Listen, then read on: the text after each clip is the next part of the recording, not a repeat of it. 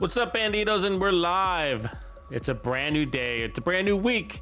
It's Tuesday. It's reset day. Along with that comes a vendor reset. And we also have a global event, the first one for season 9, and it's called Polarity Switch. So we're going to get into that today in just a moment. Let's get started.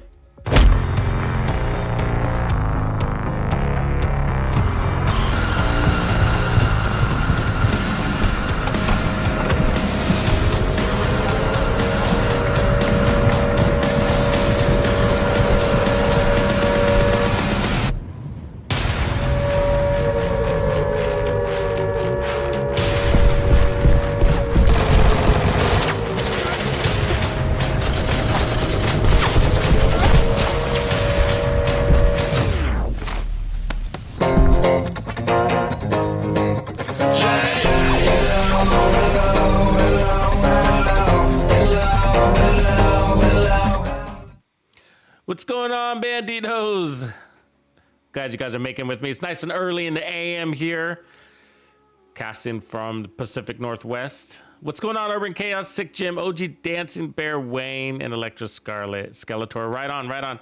I'm glad to see him catching some people on the other side of the pond too, which is what I was hoping for. Why I'm getting started nice and early. Hey, let's do a little overview for those of you that are somewhat new to the game. But either way, Season 9, and if you go inside the Season 9 menu, you can see your events. So we still got the Castillo League, which I'm way behind on. And so I got to do this stuff. And then we got Polarity Switch. So it just started today. So you got basically 7 days to finish it. So these events are big, so we really try to take advantage of these events because they give you these red stars. You see there at the bottom, I got 0 of those. And so 0 red stars, but you can basically earn unlimited red stars. I think the most I've gotten is 250 in a single event, but there's been people that have gotten more. Somebody claimed that they got 2,000, I remember, which is crazy. But anyways, these red stars act as a form of currency, okay? So red stars allow you to go to the season vendor that I'm standing in front of here. This is at the base of operations. And you can buy any of these caches. And so 8 red stars, which is basically equivalent to 8 SHD levels. So for every, when you have the event activated, for every red star, or for, I'm sorry, when you have the event activated, for every level you go up as your character, then you get a red star. And then you also get red stars by completing these event challenges, right? So that's what we're going to be working on today, is some of these challenges. And so I really like to create builds for these, and I hope that we take advantage of them and have a little bit of fun with some builds. And so one of the builds I'll be working on today to get us started is a Pestilence build, a new Pestilence build. And that's because Pestilence sort of bypasses these challenges, sort of bypasses the events. And so when you have immune enemies or enemies with some sort of, you know, whatever, positive, negative thing going, the Pestilence doesn't care, because it really just chews through them. No, it doesn't matter what kind of shielding they have. Juliana Roca, what's going on? She says, hi, Tux. I'm trying to build a Scorpio build. Right on. Okay, I'm with you. I'm with you. Think put status effect on the pieces or better than damage. Cool. Hey, it sort of depends. Like, if you want to go status effect, just realize that status effect won't actually doesn't actually improve the Scorpio. The Scorpio is on its own system. It's on a poison system. So although they are status effects, those status effects can proc the Vile Mask, but status effects do not increase.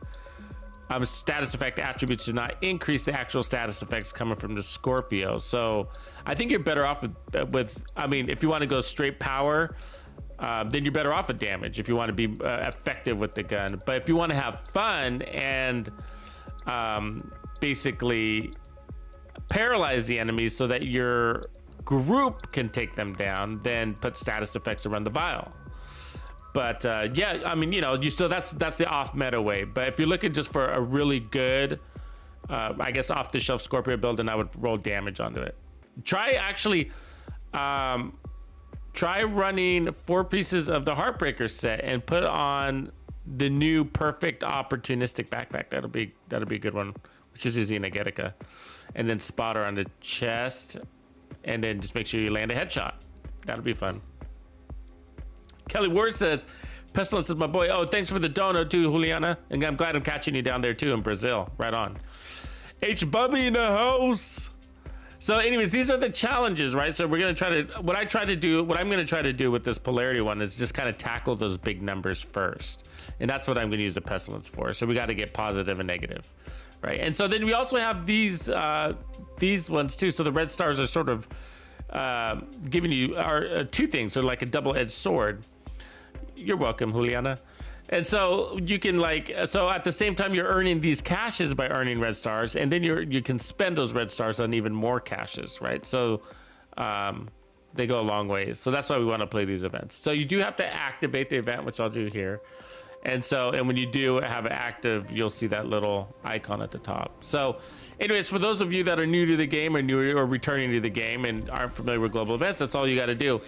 And they last only a week, and so our job is to play, earn as many of those as possible, and then go in there and buy the caches. Now, seasoned caches are also, legacy season caches are pretty attractive, and then named item caches and some of this other stuff, it's just not really worth what you're spending on them, in my opinion. But for each their own. If you got so many caches you don't know what to do with them, then I guess buy exotics.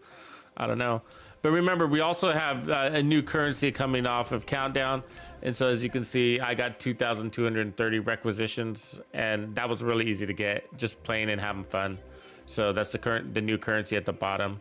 They call it Countdown requisitions. So, and then we also, so that's that. So we'll get into the build in just a minute, but I do want to walk you guys through the new vendor reset so you can see what's good and what's not. I did put out a post. So if you are following my YouTube channel, subscribe to notifications, then I do have a recommended buy list that I already published probably about an hour ago. But so anyways, here's the new vendor, the Countdown vendor. So we got the swap chain, strategic alignment, and the white death. There's 2 white deaths for sale today. One of the other vendors as well. This is the better of the 2. It's got accuracy on it and killer. The other one's got first blood, which I really don't think is that helpful. I guess it just depends on your talent.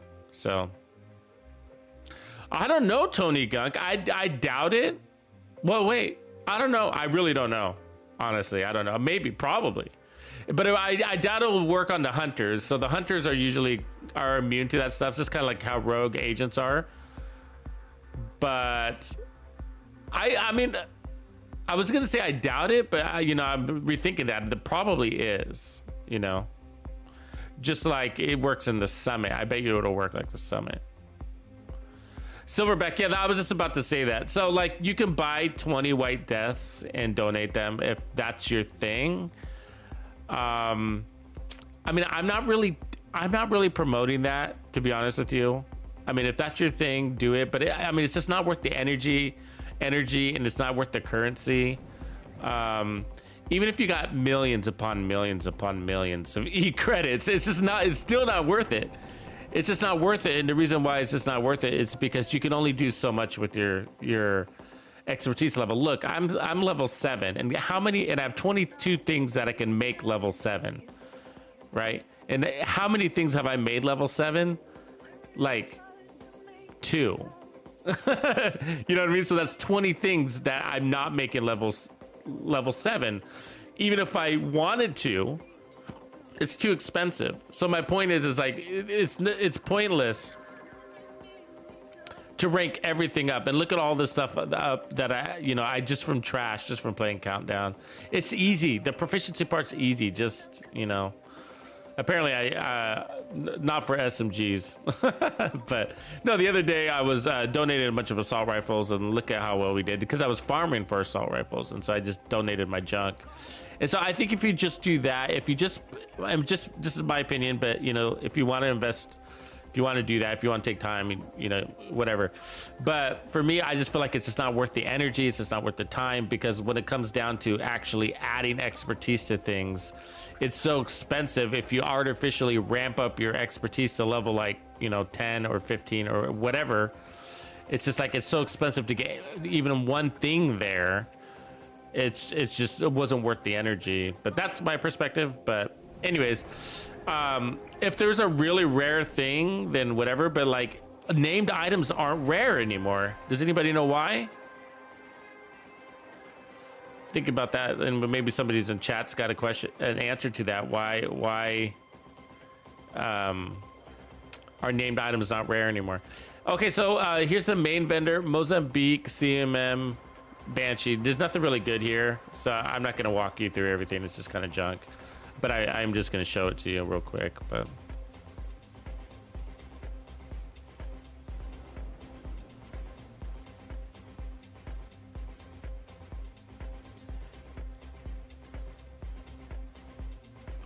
I don't think so. Beats by Shrew. I think it's good question.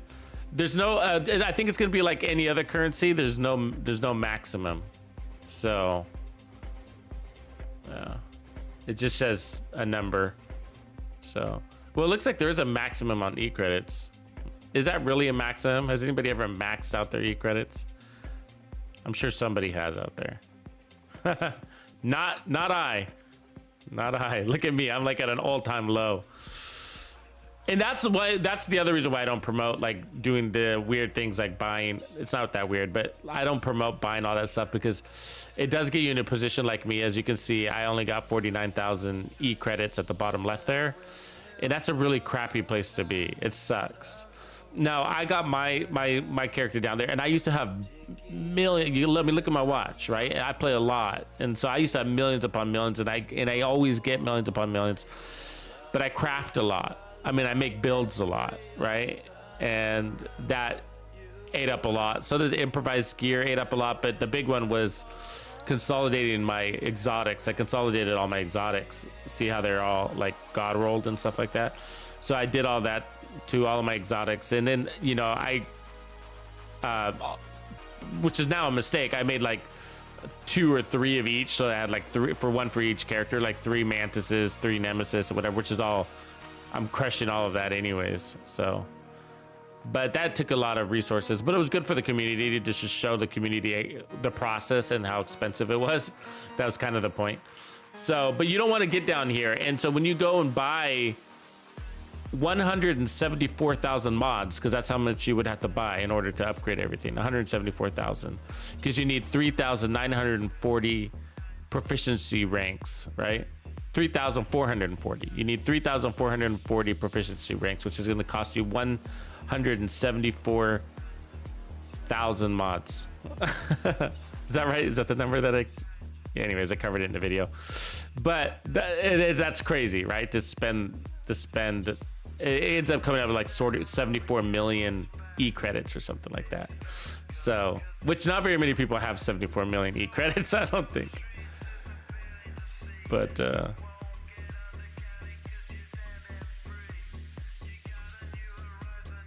so anyways, here's the clan vendor. We got the safety distance, future initiative, tip of spear, more future. I actually thought this was Getica. It was a good buy. I bought it. I mean, you might get it anyways, but it's a good skill build piece. So it's got armor regen, skill damage, and companion. I mean, it'd be perfect if it had like combined arms there, but it's workable, so I bought it. So if you like hybrid skill builds, this might be one that you pick up. Because of course we have the memento option, and then we're also going to be looking at non-memento options, like with the waveform or even the catharsis or whatever, you know, on skill builds. Could be exploring that. So backpacks are pretty important outside of the memento. In this ACS 12, if you don't have one with NSYNC, I mean, if you don't have one, this one has NSYNC on. It's not the worst, but the rest of this stuff is pretty much junk. I mean, these Bellstone knees aren't horrible, but not very rare. Probably have them. Smiths! Thanks, Electra, for helping out here. Let's head over to where? Theater next? Theater.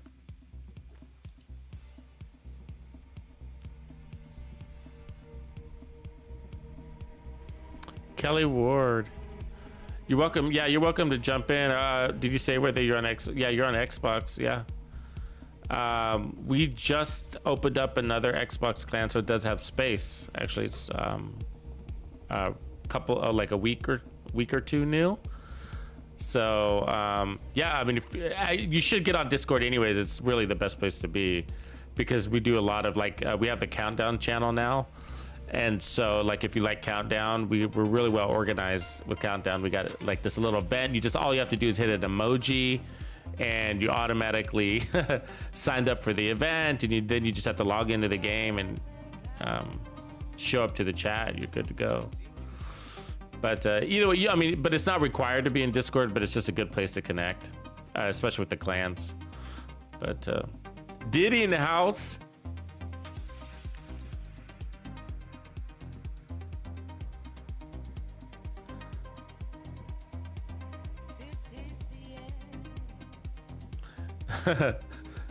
Snowdy's asking that question. It's kind of funny, right? But he's right. He goes, see, this is what I mean. Tux is level 7 with 22 items proficient. I'm level 7, 44.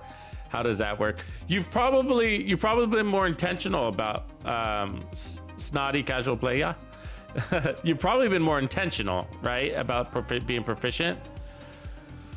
But as I analyze the system, and I analyze the system by jumping into it, you know what I mean? And so just kind of doing the countdown, donating things, it was confusing at first for me, just like it was for everybody else. And as I kind of figured it out and just kind of thought about it, I decided that I was just going to passively rank. And so, which is why I'm only 22. So I'm guessing you've been more proficient and you had some intentions of getting your numbers there. But so I'm just donating junk, you know. But anyways, the tsunami. So I recommended this for new players only if you don't have one, right? But it's not that great. But if you do buy it, change the magazine size to damage to targets out of cover, and it'll be decent enough. I'd probably see. This is the deal, guys. Like, I'm not too excited. Thanks, Marty Monster. Appreciate it. I'm just not excited about named items anymore, right? Because we've been getting so many in Countdown. So that's the answer to the earlier question. Why are named items not rare anymore? Like the White Death, right? Where I didn't say, oh, I gotta buy the White Death, da da da. It's just like, well, because we get like 30 of them in a session of Countdown, right? They're dropping all over the place. All the named items are. And that's because why? It's because we're well organized in Countdown. We put together good squads. And so we take advantage of taking out all those hunters at the last phase and throughout as we start as well. And so that gets us lots of named items. So all this stuff is just like, I mean, I've probably gotten all of this God rolled recently. So anyways, but it's good. If you're new, it's a great gun. It's a really good gun. A lot of fun. It's worth trying with the Hunter's Fury set. We got the Super 90 Police MK17 is actually, I think, is better than the military and the standard MK17. I did see that the other day. Somebody was asking, but this one's not very good. Golan, this Golan's not bad actually with skill damage. You put armor regen instead of headshot damage, and then you can put that will allow you to get some armor regen on your skill build by running 2 pieces of Golan. Ideally this would already have armor regen or skill haste on it, so you can get rid of that armor core, but if you work your other pieces, this one could make sense. Otherwise, junk. All right, let's go to the settlement campus. Yeah, OG, wasn't it just the difference? I think it's just stability, right? I think just going off of memory. It's a really good gun, that MK17. I think OG and I were playing with it around the same time. Really good. I mean, I kind of get bored. I got bored of rifles for the longest time, so I stopped using them for a really long time. But when we were going through that Rangers series, man, I got excited about a few rifles. You know how it is, you discover weapons that you never thought you would like the USC 45. You know what I mean? The fastest rifle in the game. I mean, that was amazing on the right build. But I would have never thought I would like it, and we just came up with the build for it in a live stream, and it came out to be amazing. Another White Death. This one's got First Blood, so it's kind of a if you're a new player, it's a good one for a new player, I guess. I'm not a big fan of First Blood. It kind of became obsolete with the Headhunter. Headhunter made this talent sort of obsolete because you're always going for headshots, so you don't want a body shot. You can roll damage to targets on cover, damage to armor instead of crit chance, and it's in good shape otherwise. G28, blah, blah, blah. Empress, Uzina Getica. This one's actually, this setup is nice. Armor regen and repair skills on it, and Uzina Getica is nice. You roll that core attribute to weapon damage, and then you got yourself a nice little piece for your Pestilence build. You know, I like, for my Pestilence builds, I like red cores with my survivability and my secondaries, because I don't like running crits on mine. But anyways, that's that. So those are the settlements. So we've seen the settlements. Let's go ahead and head over to the Dark Zone vendors. You like the ACRSS? I didn't really like the ACRSS. I thought the urban, what is it, MDR outshined the ACR. I think it's just the way it felt. But I could see why people like the ACR is how do you say, easy to adapt to. So I think that's appealing. Okay, so here's DZ West. Okay, so this is the buy of the week. Okay, out of all the vendors, and I've seen them all. This is the rock and roll. If you don't have the rock and roll, you got to get it. So your chances of getting the rock and roll, if you don't want to go into the DZ, your chances of getting the rock and roll are actually pretty good. I've gotten many of them from named item caches. So just by playing today's event, this week's event, Polarity Switch, again, you get red stars, and then you get named item caches, and then you could potentially get yourself a rock and roll. But this gun has become absolutely vital. Everybody is running it. It did, Tony Gunk. It did. There wasn't really anything there. Swap chain, strategic alignment backpack, and then a white death, I think. Also, another white death, I think. I can't remember the third gun, but it wasn't anything special. So, yeah, everybody's running this right now. It's the Heartbreaker gear set just really requires this. I mean, it doesn't require it at all, actually. Let me rephrase that. This just amps it up, right? So we're just, you just get that damage burst right away. So it's really easy to swap back and forth to. Actually, and I ran without the rock and roll for the first 2 days, and I was like, oh my god, this Heartbreaker gear set is OP. And so the rock and roll just adds it, right? It just buffs it, adds to it. So it's a must-have. I think it's worth the DZ resources if you just need to jump on it. So I would roll actually either larger mag again, and so this goes to 50% mag capacity. I'd either give it more mag or more speed. So rate of fire, make it faster and a bigger mag, and that's just kind of building onto what it does. And so I don't really even want to go through these other stuff because I never recommend anybody buy anything from the DZ vendor that's not DZ exclusive. Does that make sense? Unless you have so many DZ resources, you just don't know what to do with them. And so if you have that problem, then God bless you. Kaokin, what up, man? Dollartown wants to know what's the way to kill in this mode. Basically, you got to kill your matching color, and it becomes a pain in the ass. And so your arm has a color, right? So I'm gold, right? And so you're either gold or blue. And so the gold means I can only kill gold. And so by switching guns, it changes your color. By reload, the worst part is by reloading, it also changes your color, and you're reloading all the time. So you change colors more than the enemy changes colors. So one way you can force it is to melee the enemy, but that could get you killed. So, you know, a Sweet Dreams build can be fun, but if you play heroic, we know that there's not a lot of non-elites. TDI card custom, but I'll be showing more. I'll be showing more as soon as we get through the vendors. TDI card custom is actually really good. It is basically a mandatory gun. Everybody needs one, right? It gives you that extra skill tier. So, I mean, it's not awesome, this one. It's got strained and it's not God rolled, but if you do get it,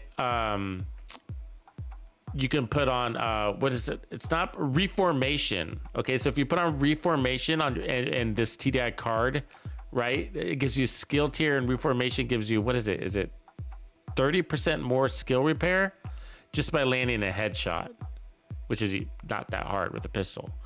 So my point is like, if you just throw this on a DPS build, if you're one of those that run with the fixer drone just by default, which I do too, then if you get into trouble, you just quickly equip your pistol, which is really easy to do. Double tap your button and then put out a headshot, and you watch your armor bar go way up really fast. Now, even if you don't land a headshot, fine. You got the skill tier, so just holding it in your hand is gonna buff your skills. So anyways, this is really good. It's actually a DZ exclusive. You could also get it from legacy caches if you don't want to go into the DZ, but you're not going to get this one in Countdown.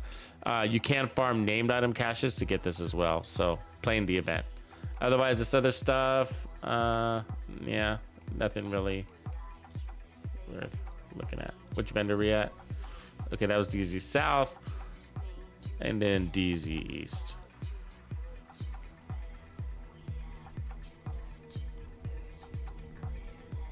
Ooh, right on, OG. Hey, I have this question for you, chat.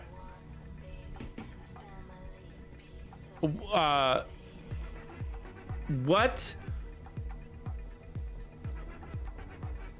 Okay, this is a question. So, if you were at max 20, if you were at max level 20 in your expertise system, okay, and you could only choose one thing to max out all the way to level 20, what would that thing be? Would it be an exotic weapon? Which one? It's got to be specific. So what's that one thing that you would rank up to level 20? Or what's or look at it this way. What's the first thing you're going to take to level 20 as soon as you get there? And if you had to choose one, what would it be?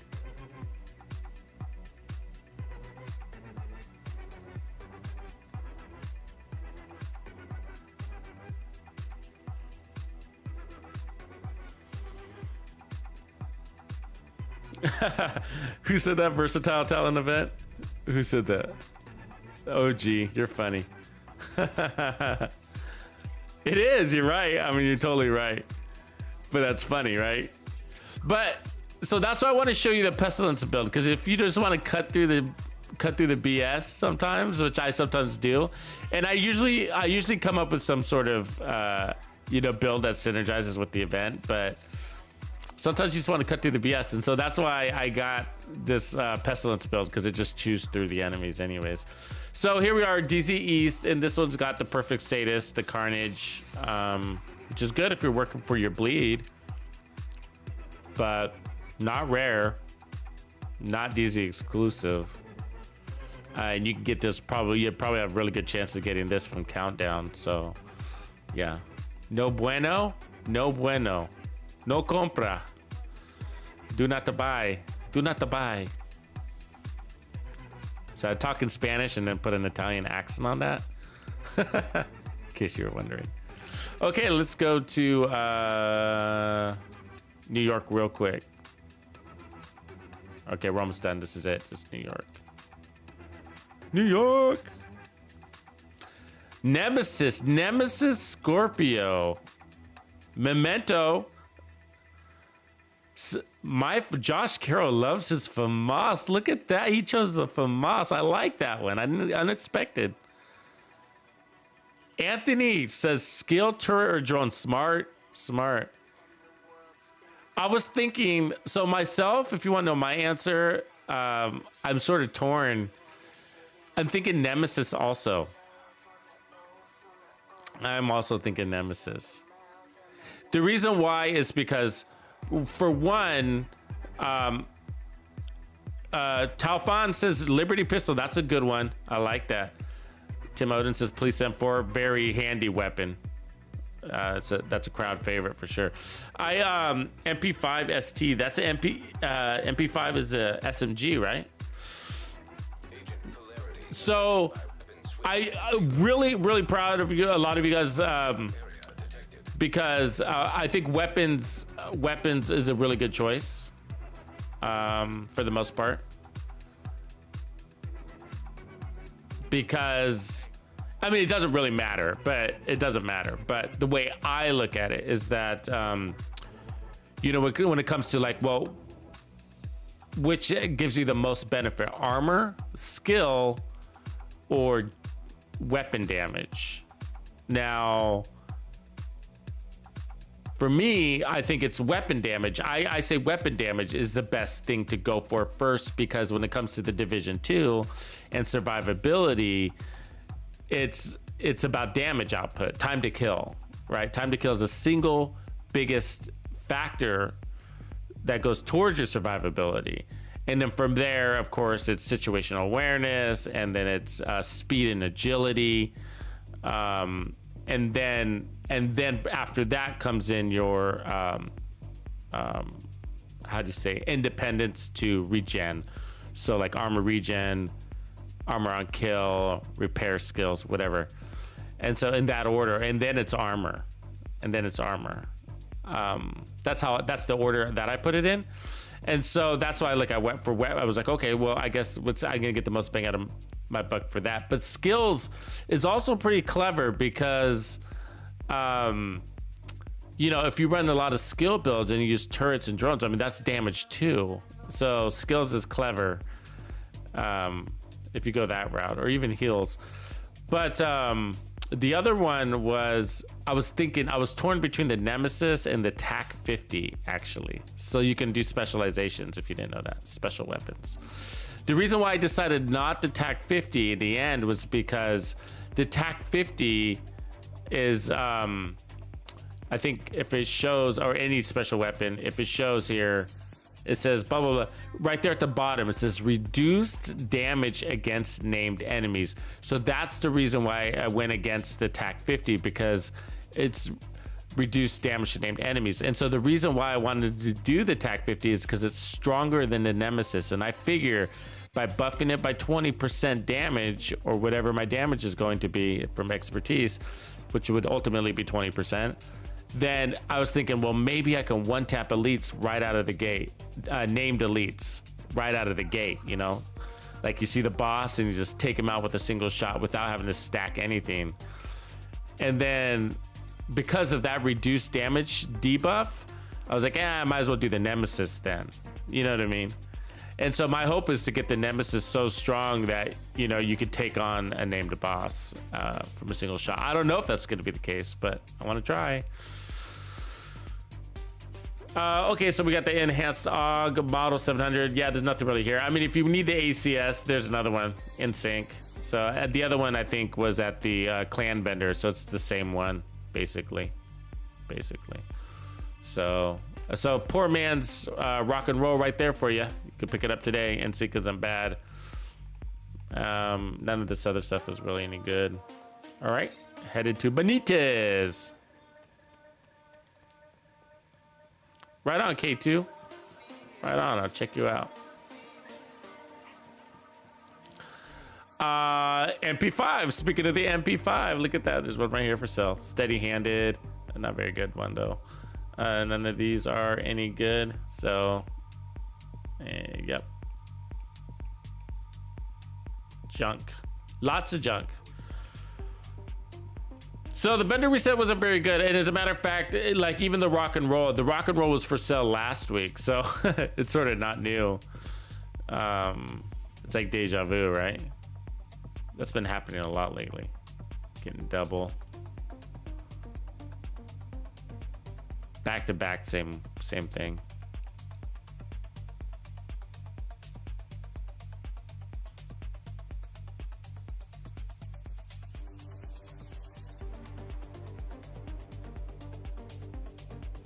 I don't know if we know for sure. Silverback. I don't know if we know for sure. Andreas, what's up, man? You know, I think it's just basic math. I think is how people figured that, how that was figured out. But if they add any new items, it changes, right? So, you know, I don't know.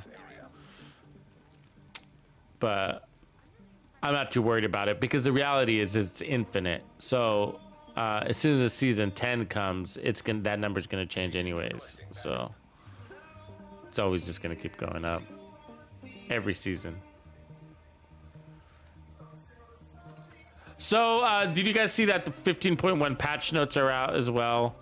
I don't think any big surprises, nothing there. They did fix, it is worth knowing, I think that they fixed the chill out mask. So, oops, let's pump this up. So the chill out mask should be good to go. You know, a couple small things in countdown, but I didn't see anything about the servers. I would love to, there was no comment about people getting delta left and right. You know, and the sticky floors. No, there was no mention of that. What up, Tater? Tater salad. So, whatever. Okay, so here's this Pestilence build. It's not all set. Notice I don't have any mods or anything like that. So I'm in testing mode right now. So let's see what we get.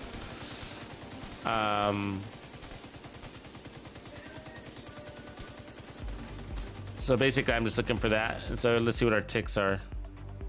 So 1.479.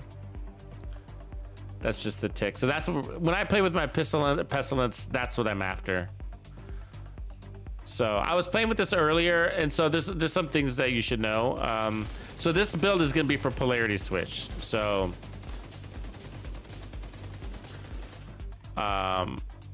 if we want, if anybody wants to jump in on me, you're welcome to do that. So anyways, Polarity switch is again, so you get less. Let me put on the event so you guys can see. I'm gonna muffle up the explanation on this thing.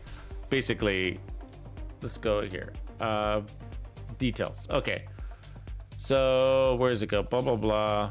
Agents have the ability to change their weapons polarity by reloading or swapping. Melee attack in a hostile will change all enemies' polarities. That's right. It says that like a pulse. And so if they're positive, they'll go negative and vice versa. So polarity will affect all of an agent's firearms, including specialization weapons. However, skills and grenades are not affected. So you do more damage, okay, to enemies of the same color, less damage to enemies of the opposite color. Am I saying that right?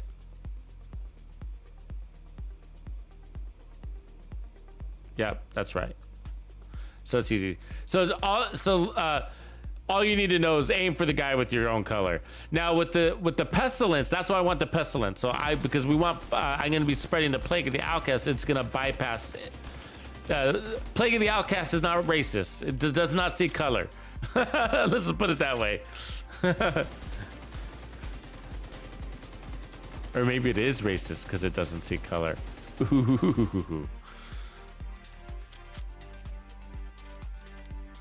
So one thing I wanted you guys to note is, like, Tux, you're wearing a crazy build.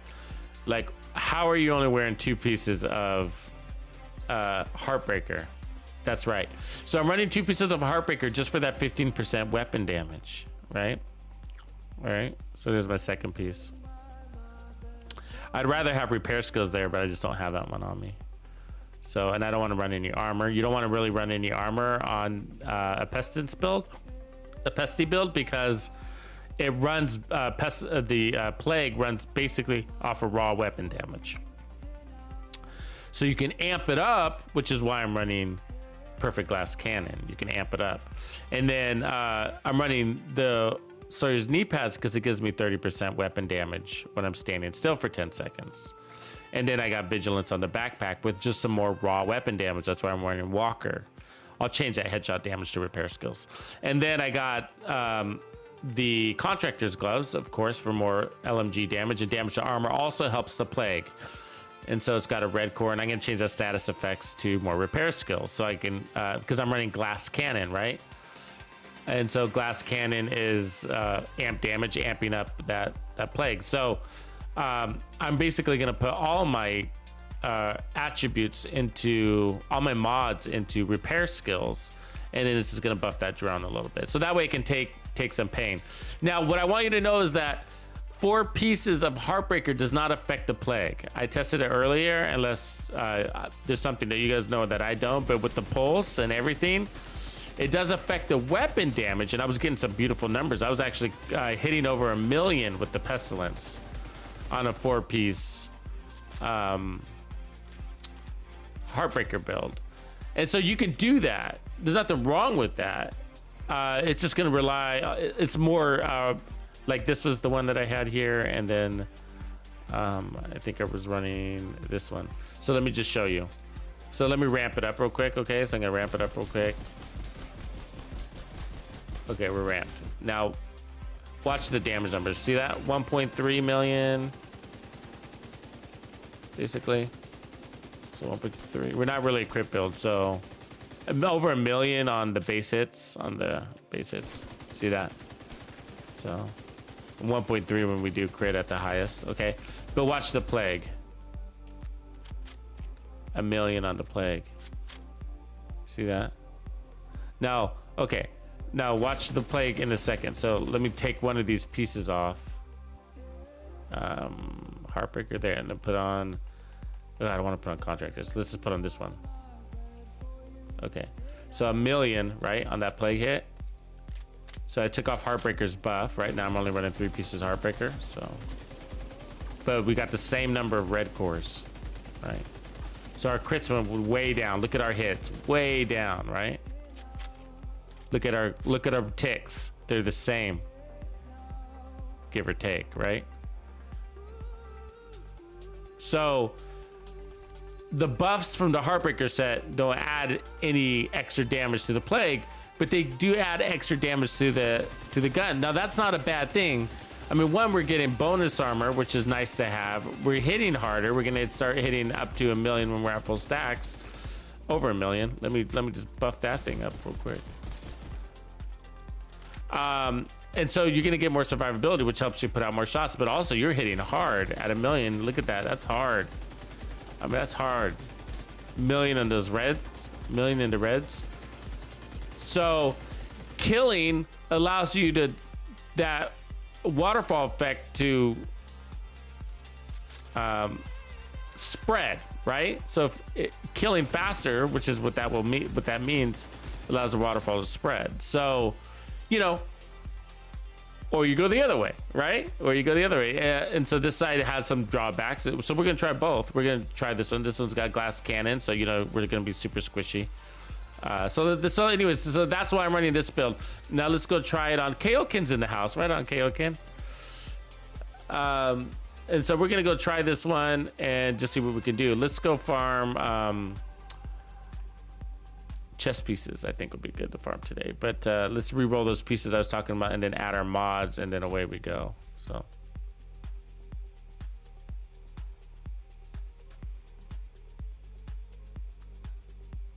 Coyote Mask isn't really an option on this build the way I have it set up, but yes, it's an option in general. Like if you wanted to add crits to the build, then like everywhere, then do that. And it's not a bad thing. It's just when I run this build, the Pestilence, this weapon, I like to just go all into the plague, and then and to do that, you don't need crits because the plague doesn't require crits. So, like crits don't help the plague. They help you kill faster, and by killing faster, the plague spreads. So, so that's why you would want to go with crits if you do decide to go crits. But for me, it's fun to having the survivability underneath it all.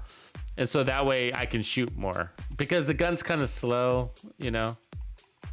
So,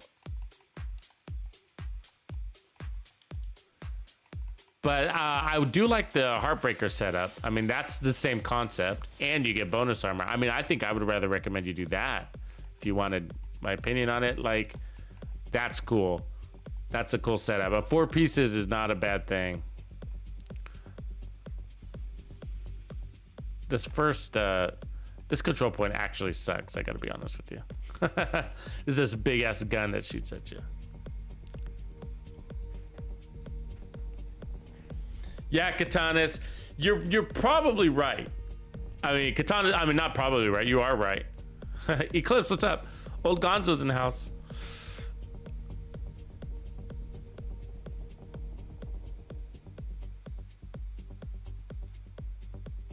But what Katanis is saying is like just put your map on normal. But like I don't do that. I don't do that. But it's a great way to get resources. Now, for me, it's the same thing as going to the vendor and buying mods and donating them to your proficiency station. It's just like, you know, it works. I just can't spend my time in the game playing normal mode. You know what I mean? Okay, so we got a lot of heals, right? Let's see how this thing does. So I'm not gonna care about their color or my color. I'm just gonna pump them full of lead and plague full of lead. Plague filled lead-ish stuff, nasty stuff, and spread that plague. I mean, at 1.5 million a tick, it's gonna hurt. But it doesn't care about color, right? So, and you get a lot of kills. See, it's spreading over there, and then it's spread. Now it's up to that guy. So let's go in. Now it's on the gunner guy. Good, because we want to get rid of his punk ass.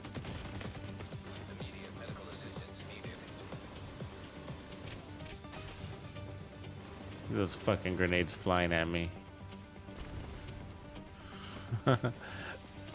Oh, and a lawnmower. Fuck you, lawnmower.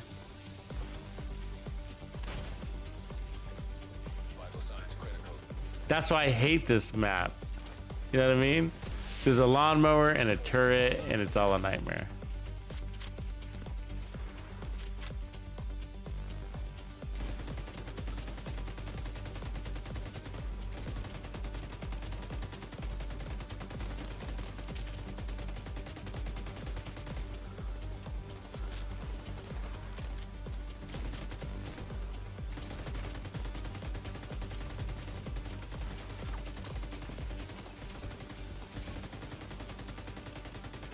I haven't used a pestilence in a while.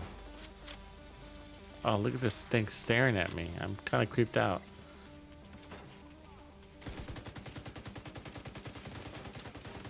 Did you guys ever watch that movie? It was like, I think it's from the 90s. It was called Screamers. Did anybody know that movie? I think it was kind of like a cult type movie. It was like, it wasn't like, you know, super mainstream. You know, it wasn't like, you know, Arnold Schwarzenegger wasn't in it. You know what I mean? Like, but did you guys see that one, Screamers? Anybody? That was a good one. I like that movie. I'd still watch it today. But that's what that thing reminds me of. It reminds me of a screamer. And so if you don't know that movie, it's like basically they're two human factions in space that colonized these planets, and they were at war with each other. It was like a, and so they were using like sentient beings, basically, like, and that AI basically, and AI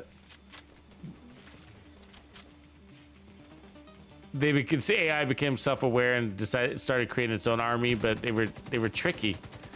They were really tricky.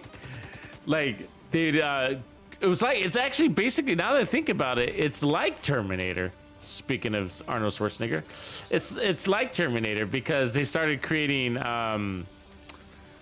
these robots that would look and act just like humans, and one of them was this little boy that pretended he was lost. And then you'd let him into your camp, and then he'd kill everybody. It was like a little boy. They had Screamers 1, 2, and 3? I don't know, but I don't remember that. Did I miss out? I missed out. Are you sure? You might be thinking of Tremors. Are you thinking of Tremors? That'd be funny. Tremors is a whole nother one. I love Tremors too, but I couldn't watch it past. I mean, none of them were like number one with Kevin Bacon.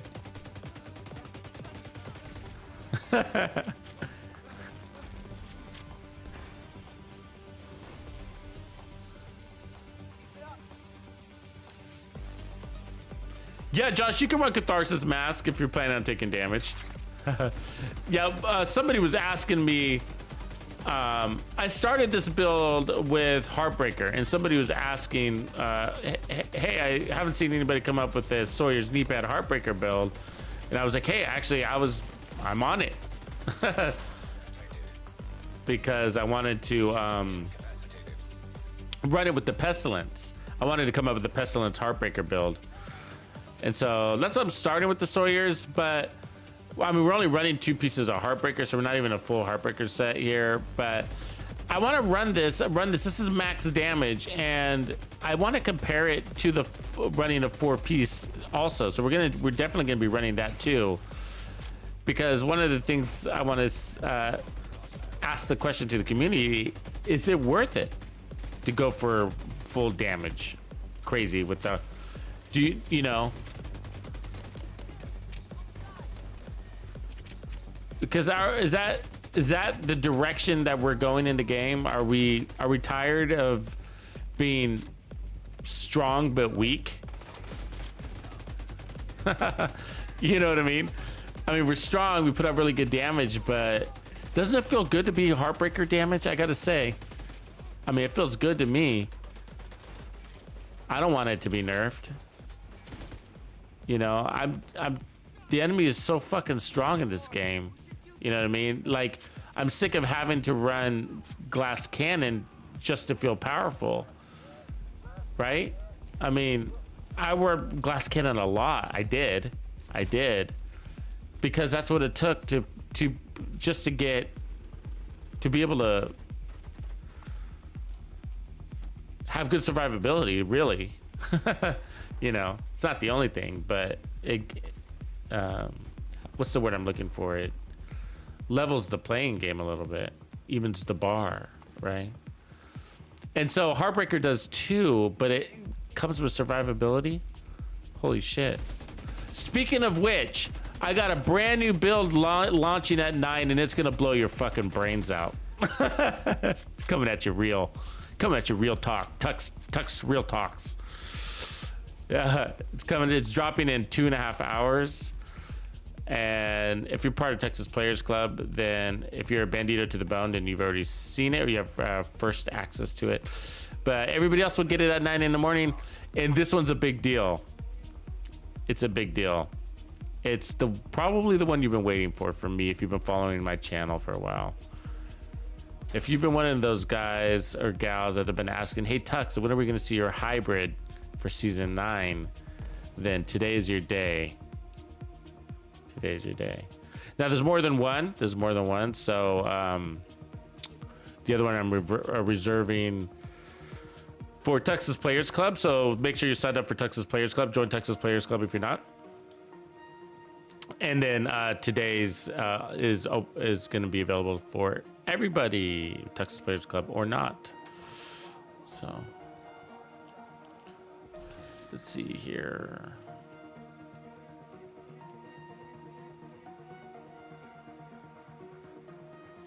Spotter on net. But remember, you don't want to crush anything anymore. And so sometimes I got a habit of crushing things. So, the hell, did someone just blow up in here?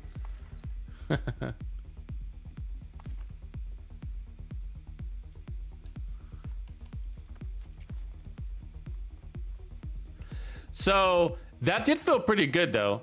What up, Big Tay?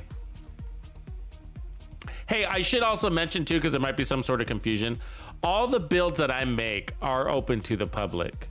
So even the one for Texas Players Club, they're just exclusive to Texas Players Club for a fixed period of time, and then eventually they're released. So you know, just so you know. So you do get the access to those builds eventually.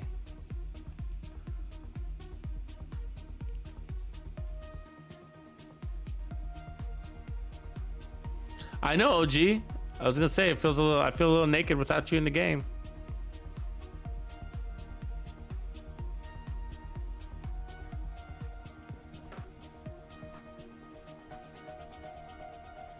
So along with this build video that I'm putting out this morning, you're getting two videos actually. So I'm also putting out a guide on how to solo legendary with this build. So it's checkpoint by checkpoint guide, how to solo legendary in 1 hour using this build. It took me 1 hour and 9 minutes to solo legendary with this new build. And that was District Union Arena. So 1 hour and 9 minutes, and I wasn't racing. I was fucking around with my gear.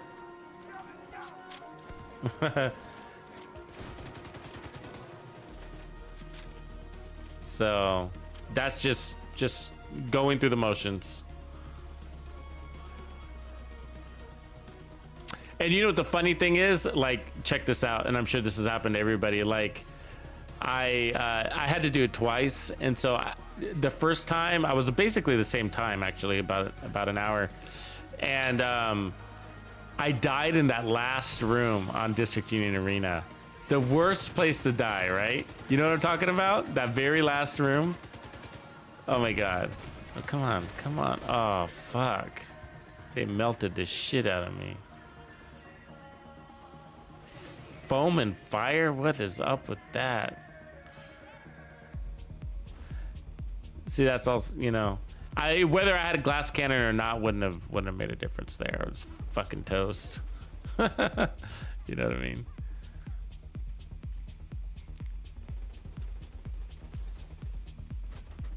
Look how aggressive they are. Look at them running at us and shit. I'll just die. I'll spawn. I'll spawn.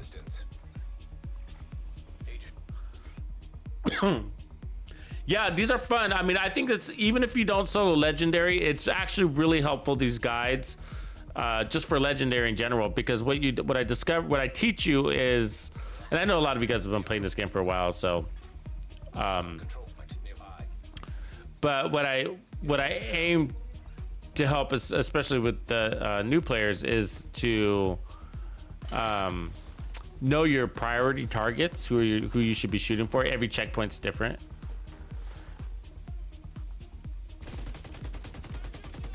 And every wave is different.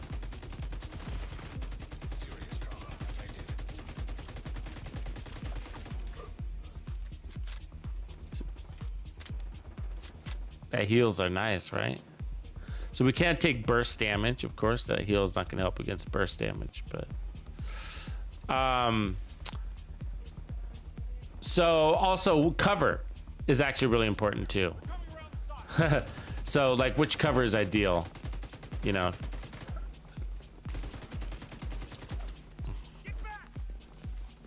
And then, you know, all of that's is all aiding towards your situational awareness, which is ultimately the most important thing.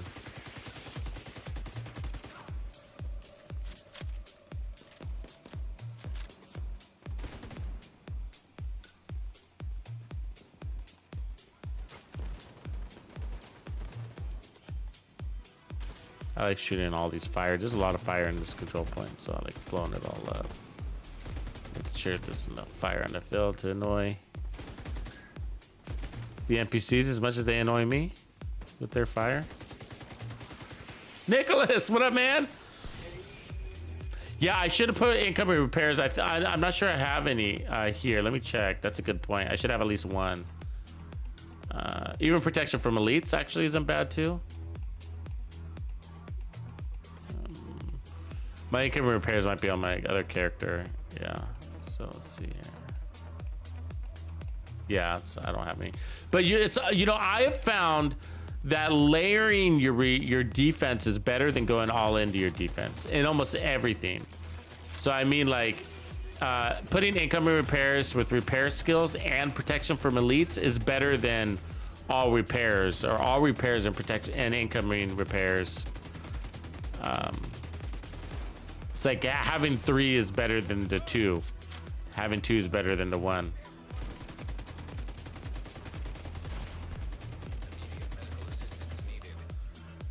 See, what's cool about this is that, you know, excuse me,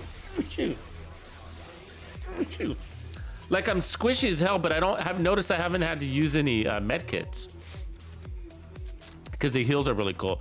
It's really irritating when you have to use your medkits and then you run out and you're like, God damn it, I'm out of medkits and now I can't shoot, right?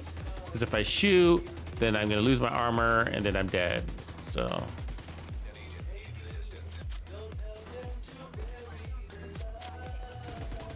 This might be the highest Pestilence tick in the game, actually. It's new. It's new this way.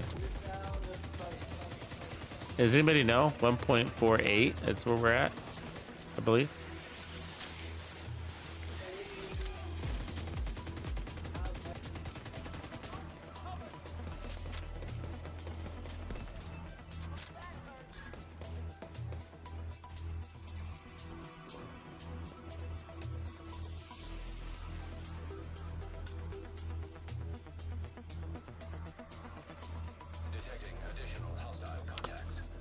Yeah, good question. So which one do, oh, sorry, I was reading the question. I got jumped, I'm getting jumped. Run. Repair skills or armor regen, what do I choose? It's based on, it's usually how much armor I have is what dictates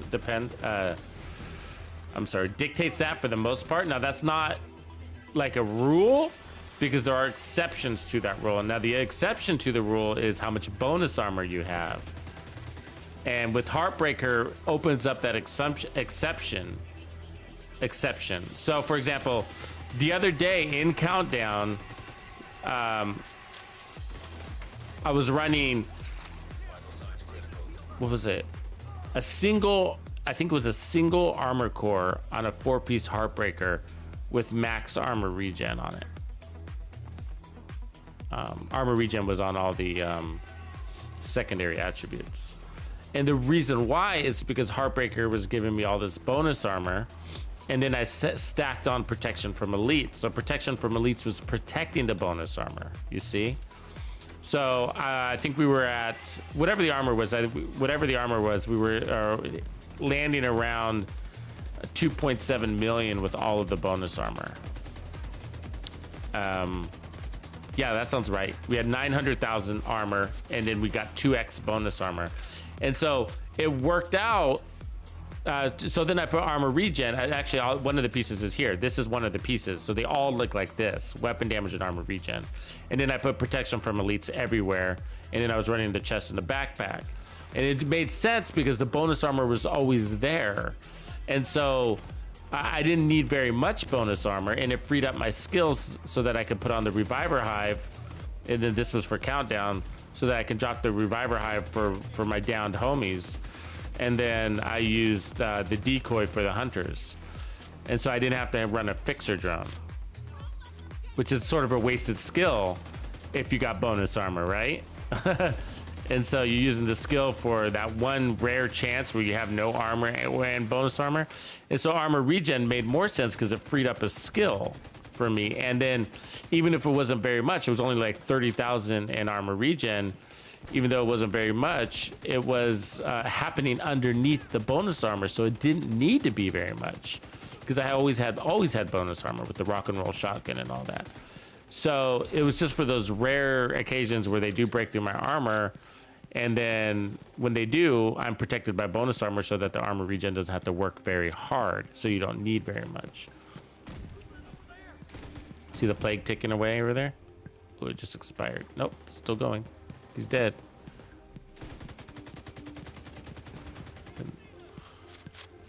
So, but otherwise, if I'm running red like I am now, then I go repair skills.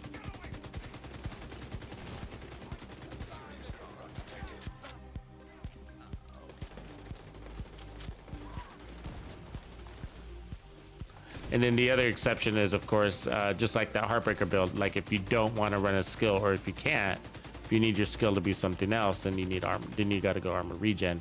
Even if you don't have any armor, you don't have a choice, right?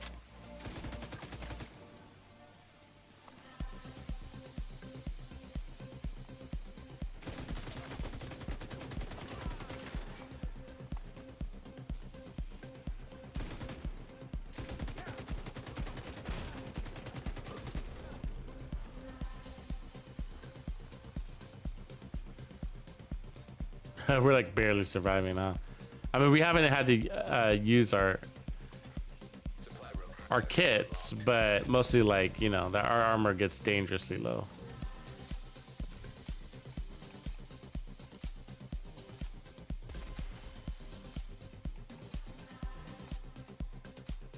Okay, now I gotta start crushing things because I'm full already. Look, we got a global star. We got a star. Let's see how many stars we got. Let's see how, let's check our progress. We'll be making sure we do that. We need to make sure we do that. We got 4 stars. Look at that. And 2 control points. And we don't even have directives. So like if you put on directives, it's gonna make this all go faster. Look, a 38 out of 200. So not bad. Not bad.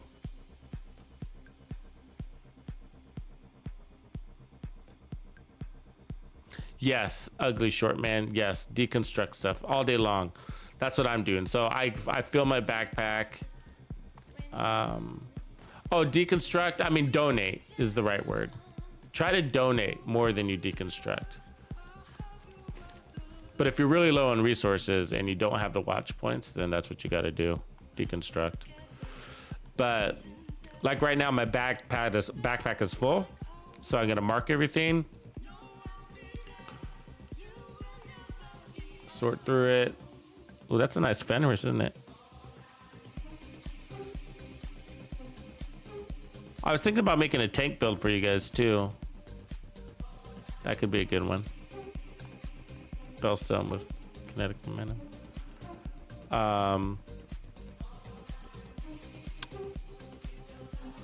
Kind of a new Liberty tank build, like a new one with the catharsis, but I'm trying to figure out which direction you guys want to see it, like solo legendary strength, or which would obviously work for team legendary too.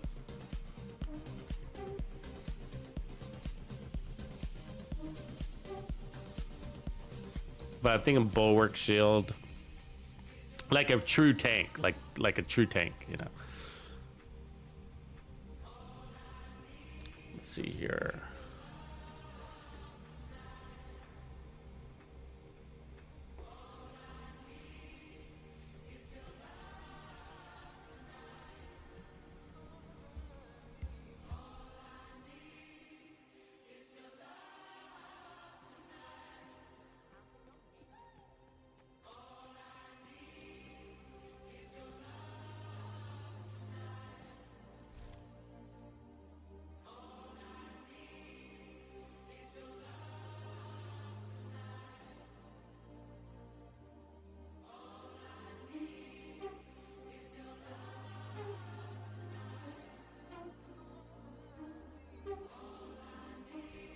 Oh, sorry, you didn't hear anything I said. I had my mute mic. I was just saying that this is, I'm gonna flash the build for those of you that are wondering. So this one's hitting at 1.48 million. And I think it might be the strongest one in the game. I'm not sure, but I'm not trying to break any records. It just might happen to be. But you gotta stand still to get that number, and I was moving a lot. But in the range, we did show that number.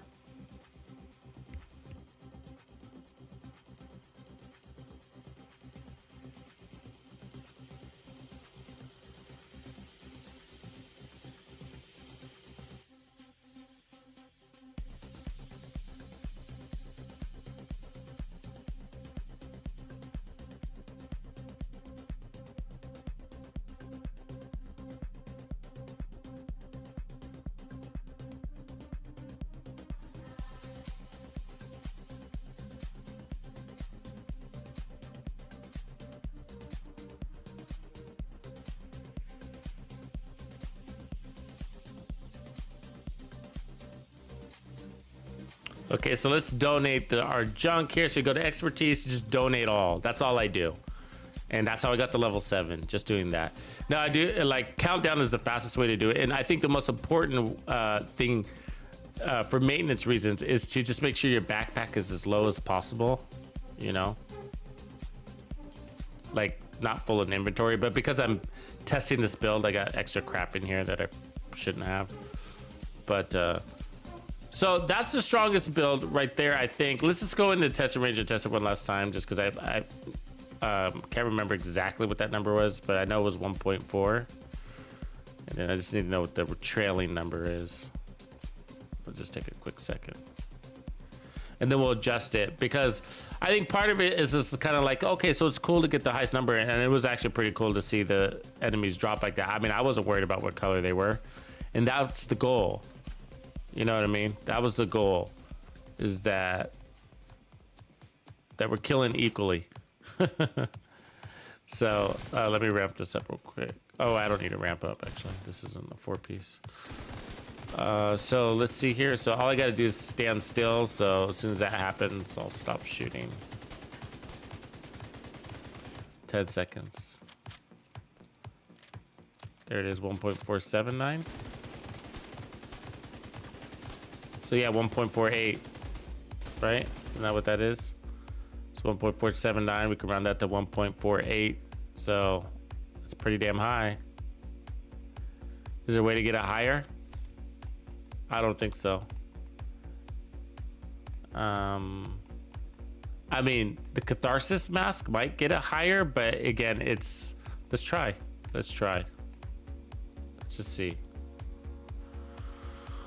There we go. We'll put that one on. Put that one on, and then we gotta damage ourselves to almost before it resets. Immediate medical assistance needed. See, that's what sucks about it, is you'll lose your armor before you peak.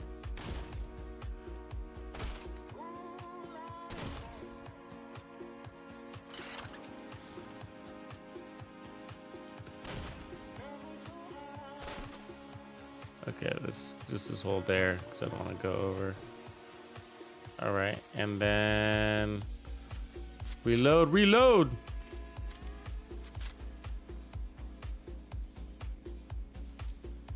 Yeah, heals Blake, because I'm running perfect glass cannon, so I need the heals, which was good. It feels really good.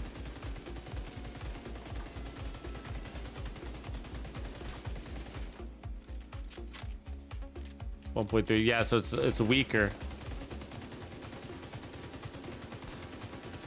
Yeah, so that's full. Quite a bit weaker, right? 100,000 less. Almost exactly 100,000. A little bit more. Almost 200,000 actually. Like 100 and actually 160,000 to be exact. It's quite a bit. Quite a bit. So still got the one blue core, so the ratio is all the same, so all we did is change it. That's kind of weird. It shouldn't be. It should be more. Maybe I need to hurt myself a little bit more. Okay, that's pretty fucking close. I mean, I think if I hit it, I mean, I might be 1% off, but like, you know what I mean? Like, should it matter? Should it give me 100,000 difference? I mean, maybe.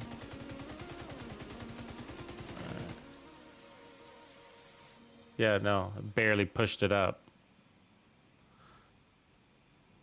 Yeah, there's no way we're gonna get to that number. That's weird. That's really weird. Don't you think?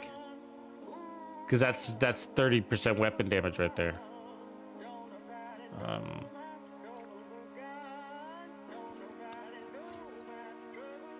Versus that. Okay, so let's go for our 4-piece, and then I'm gonna take out the Sawyers, and then I'm gonna keep I'm going to keep the gloves. Boom. We'll put Heartbreaker on, and then so let's put on repair skills. There we go. So that's our new build. So the Heartbreakers give us 100 stacks. So we might want to use our shotgun to get there really quick. I don't know. But the downside is that then we got to push really close, and then to swap to the Pestilence.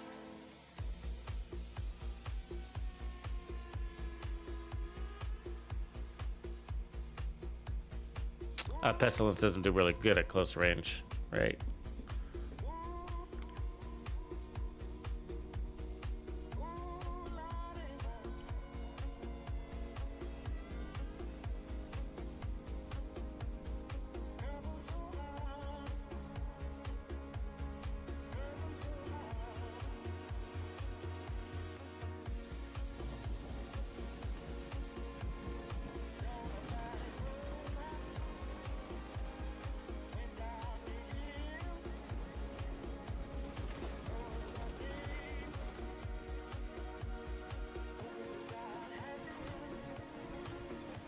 Okay. So where's our boy? Somewhere over here?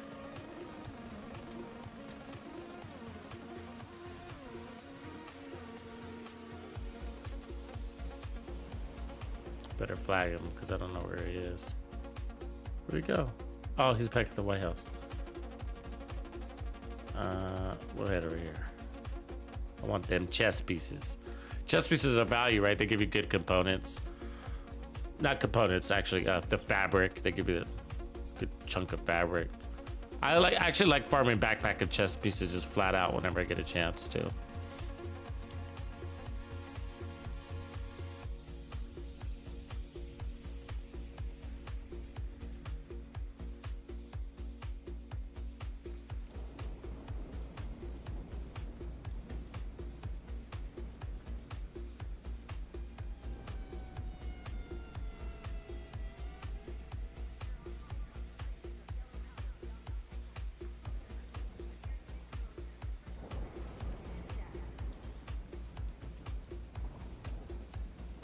So this event isn't that bad, you know. There's worse events. I mean, it's not like my favorite, but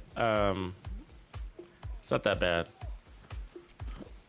Guardians was cool, and then there was a couple of days where like I was like, oh man, I wish I wasn't playing this event right now. But the reanimated, of course, is my favorite. I think you guys hear me say that enough.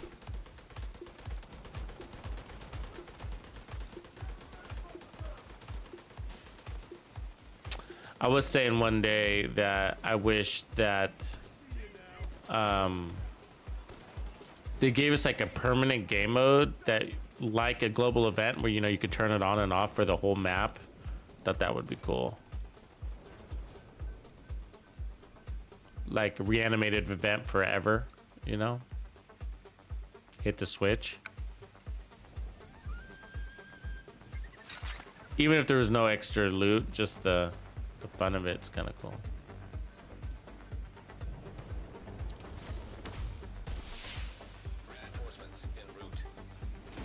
Just the buffs, you know what I mean? The buffs alone are good, right? They give you more XP.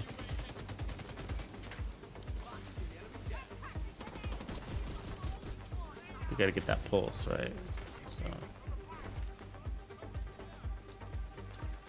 still go through those. It's a good rusher. Thank you. Need a rusher.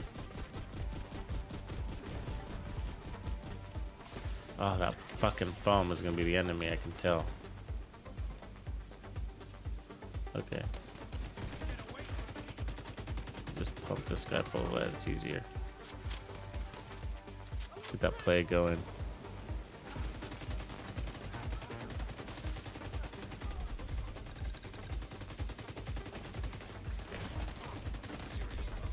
Oh, don't you do it. Fuck.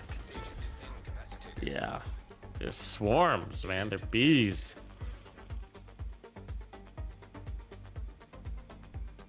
Hollywood. Maybe Hollywood's the one that I hate. No, Hollywood was okay in the end because... I mean, actually, I don't like it, but... ended up being not so bad last round because we ended up coming up with some really cool explosive builds, and I think Hollywood event was like, if you hit them with some explosives, so it kind of gave us an excuse to put together some of those.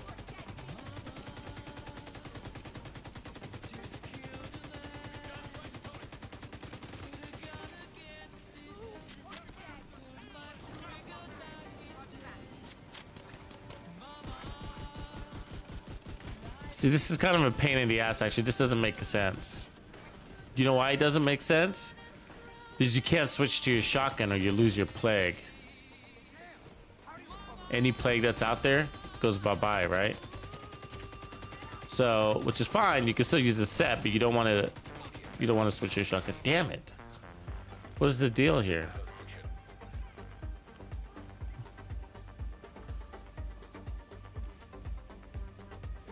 Are we in a bad spot? Maybe we're just in a bad spot. They're all over us. Give us some breathing room.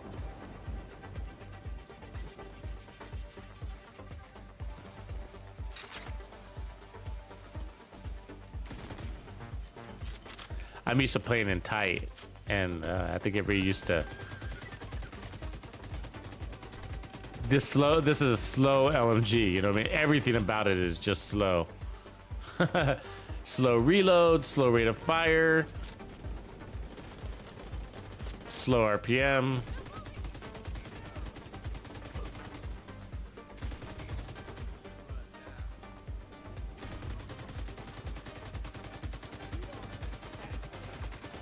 I think it's kind of weird that the Heartbreaker buff doesn't work for it, though. I think that's where it looks. So look at it ticking at 1,000,000 right there. 975. I mean, are we gaining extra survivability? Not really. I mean, if we get the pulse, then at least we get more weapon damage. But we're not getting that. We're not getting 100 stacks, are we? Let's see. I mean, we were dead most of the time, so still too early to tell. But oh, where's our bonus? See, look at the stacks. So that's what I watch. Like, are we gonna get enough stacks? Is anybody gonna be alive to get stacks? Oh, look, there's a guy right here.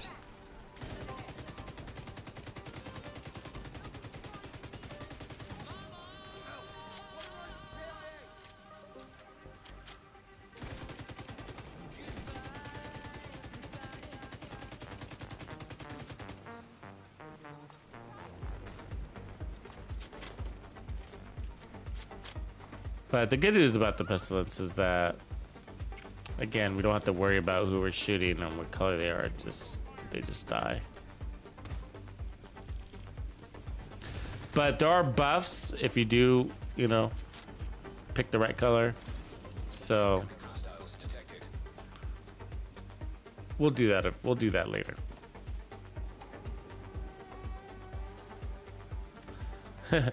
It's not just you.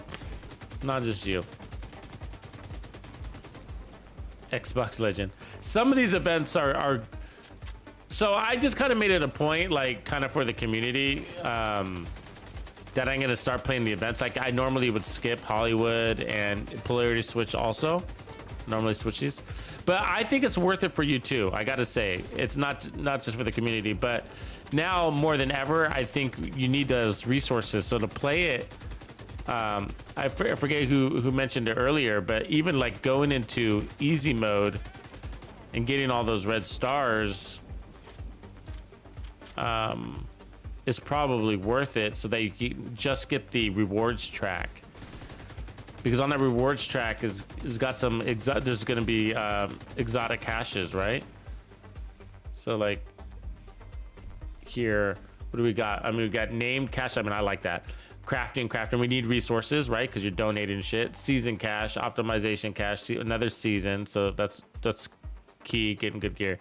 Double exotics. That alone. Now, I do gotta say, also, if you guys haven't figured this out yet, just by playing countdown mode, you got a good chance of getting 2 exotics in a single session, if not more. 2 to 3, I would say. It's probably a safe number. By setting your loot to something that has targeted loot, has exotics as targeted loot, like masks or knee pads or holsters. Now, I think like holsters and masks are a good one because they got at least 3. LMGs, shotguns.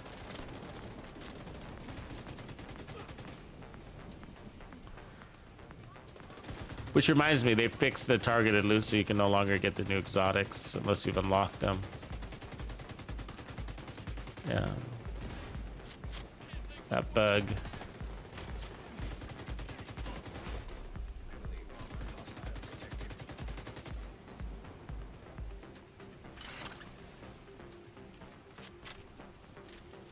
So I can definitely say we're probably not taking advantage of these full stacks. So in order to run this, we'd probably have to get rid of our contractor's gloves, and then we could try that next.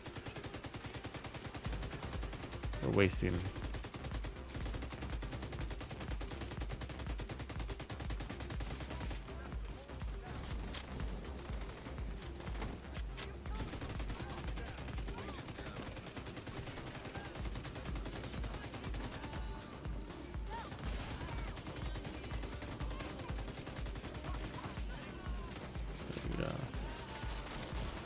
somebody's shooting me, really?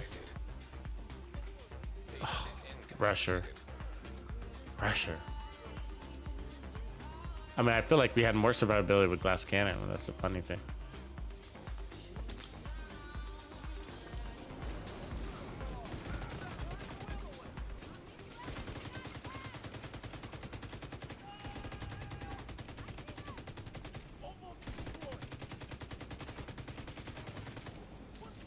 Slow reload time. I'm not dropping the boosters to say I get irritated having to drop it.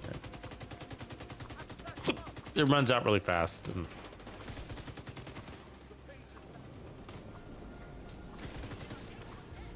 ooh, he's fast at getting people up.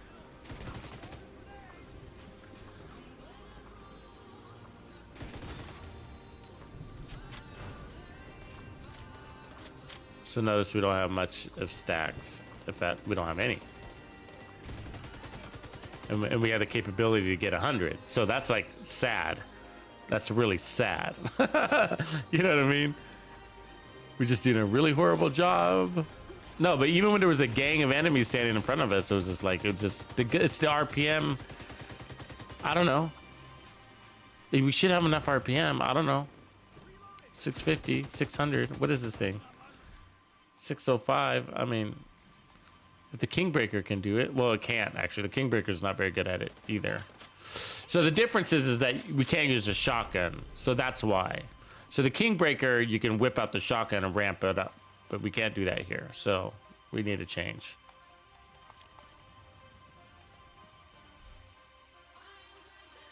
Yeah, no, yeah, definitely, Blake. Three-piece striker is good. If you want the rate of fire plus the weapon handling.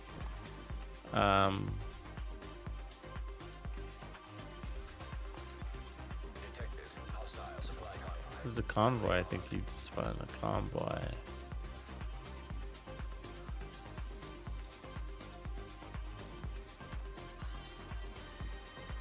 What are you gonna come out of there? It might come out from behind us. Yep. Oh, they're so fast I can't shoot them. Fuck you guys. God damn it.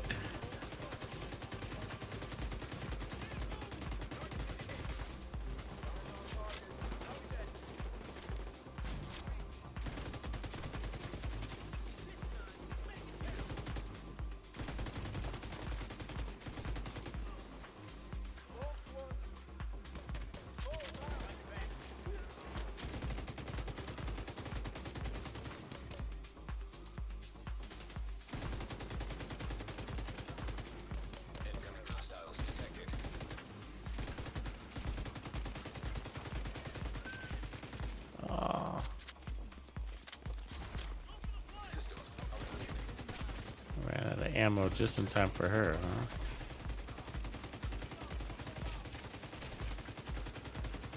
huh? Ooh, look at now we're getting the stacks, huh? No, we're not. They're pulsed. What the fuck, right? Were they not pulsed? Did they look pulsed to you? They look pulsed to me.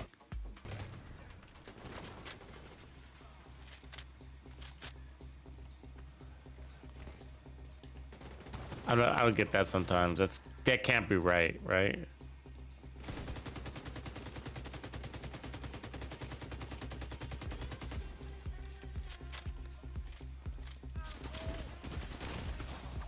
Vital signs critical. Detecting additional hostile contacts.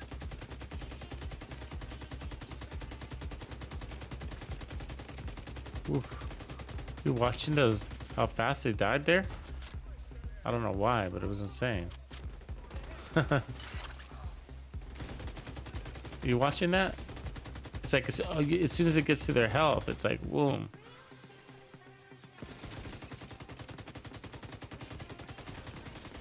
Watch that guy. See that? I mean, they're dying like really fast for some reason. Is that the event doing that? Some sort of effect on the plague. Well, I'll take it. And we're full again.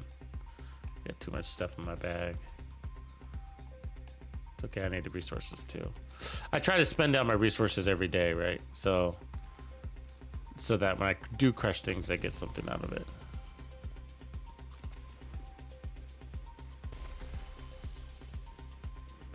Yay, stars.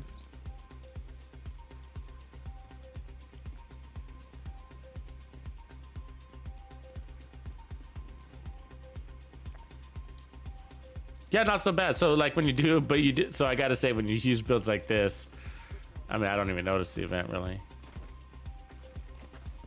That's our goal for today. But yeah, we're gonna take off that chest. It's just garbage. Plague is affected by damage to armor and damage to targets out of cover, I think, actually. I think it's both for the plague. And damage to health also on health targets. The plague actually takes most things. I mean, that is everything. Except for crits. It doesn't take crits. It's usually the other way around.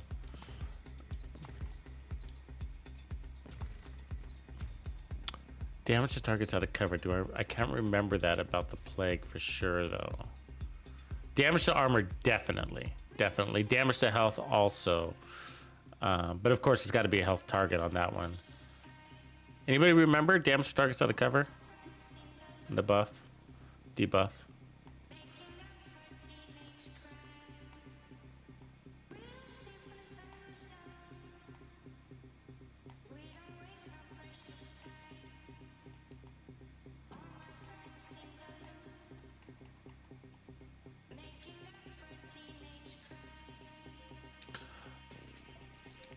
Okay, so now we're gonna try swapping out.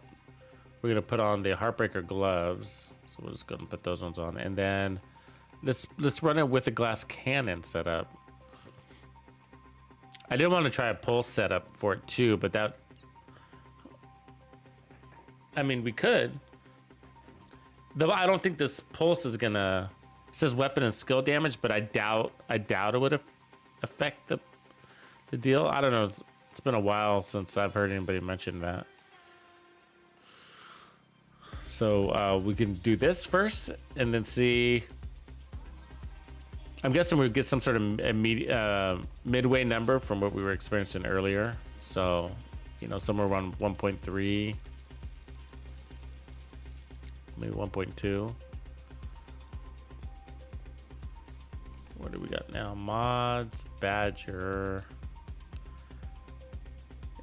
Backpacks. Backpacks we go. It's a good day. That actually makes it a nice map, guys. You got backpacks and chest pieces on the same day. Yeah. Xena Getica, anybody? Any named ones?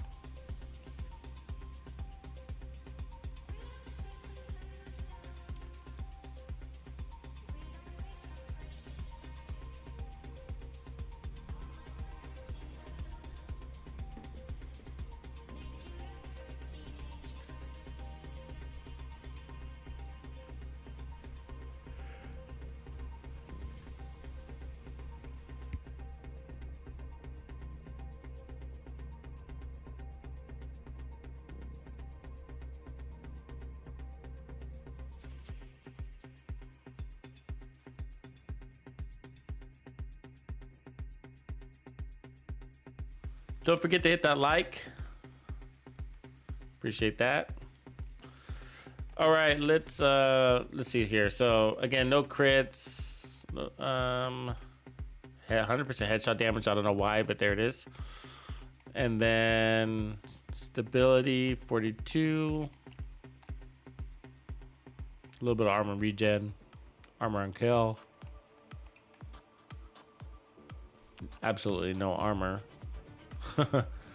So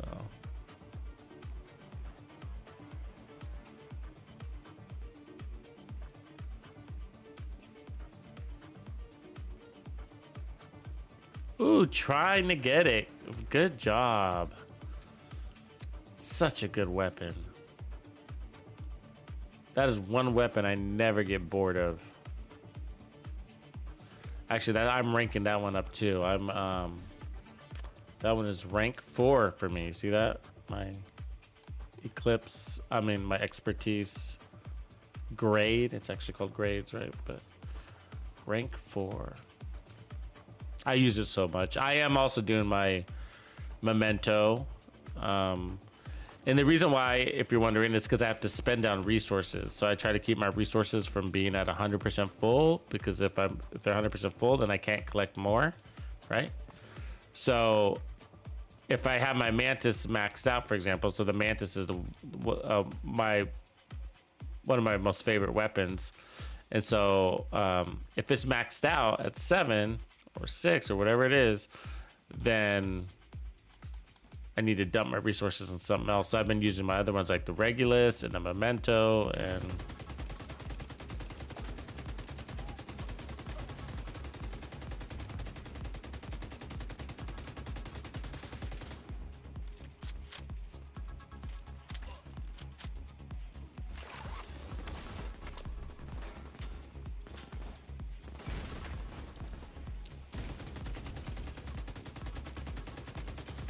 ooh, I know what it is.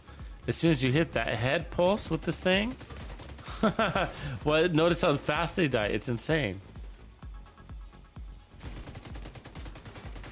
It's also the event. It's a combination of things. So I think it's like, it's only on the guys. I don't know. Like it has something to do with the, like if we're the same color, it might be look weird, right? How fast they're dying.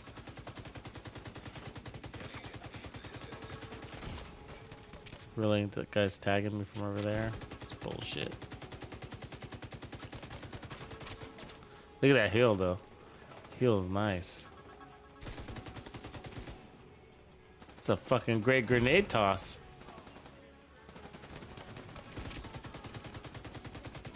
You seen that? Like, as soon as I hit that guy, how fast he died?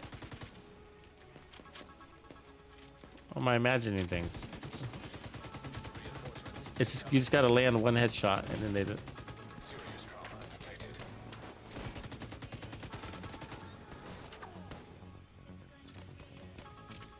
I'm just trying to figure out where it's coming from. Is it the event or is it Heartbreaker? Because when I land a headshot, they're pulsed, and if they're pulsed, I get that weapon damage boost. And if they already have the plague, is it effective? Do you see that? See that right there? I'm just trying to find a tankier target where it's really obvious. Let's let these guys come to us.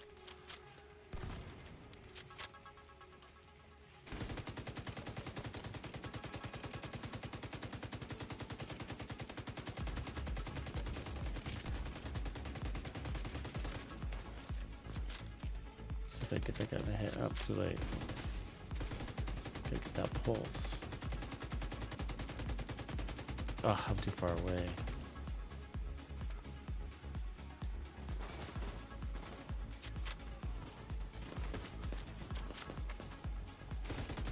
Okay, I think it's the event. Because I think I saw him shooting somebody and it looked, he was getting the same. Well, see that? Do you see that yellow guy right there? Heavily armored hostile detected. That flamethrower? She died so fast. It was crazy. Okay, let's try it on this guy. Well, no, he's going to be too weak. It won't last anything anyways. Hostiles guarding location nearby.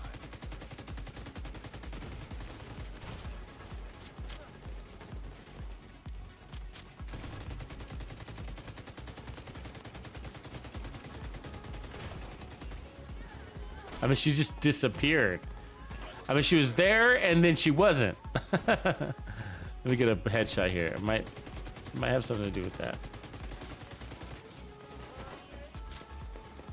As soon as his armor breaks, watch. Yeah. See that? Yeah. As soon as his armor breaks, the plague on health.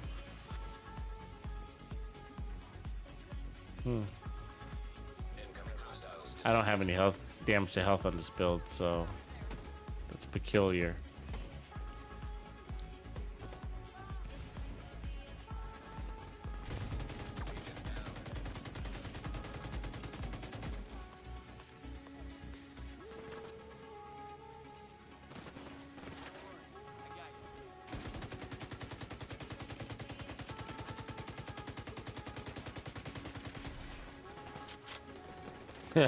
See that kick you tried to put out there?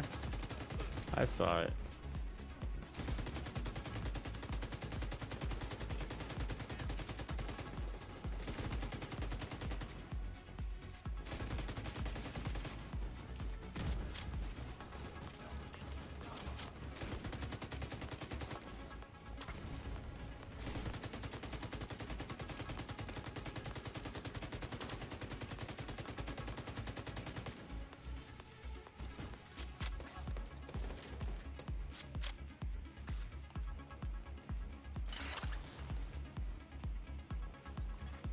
Detected.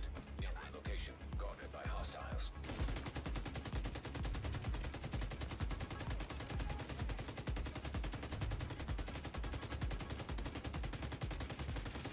Spread the plague right there.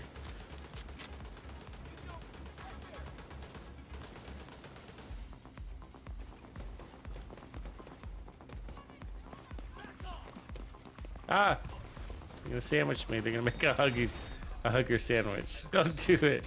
Damn it. Heavily armored hostile detected. Agent down. Herobert, those are great builds, both of them. As a matter of fact, I got both of those builds for you.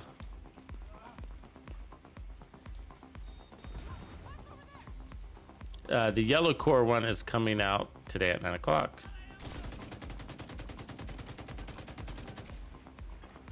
Hostiles guarding location nearby. This one is a red core though. Yeah, and I happen to be running the red core right now. But I ran the red core for a different build. So the red core that I ran the other day was a countdown build. It was actually really interesting the way it came out. It was an I did run one blue core.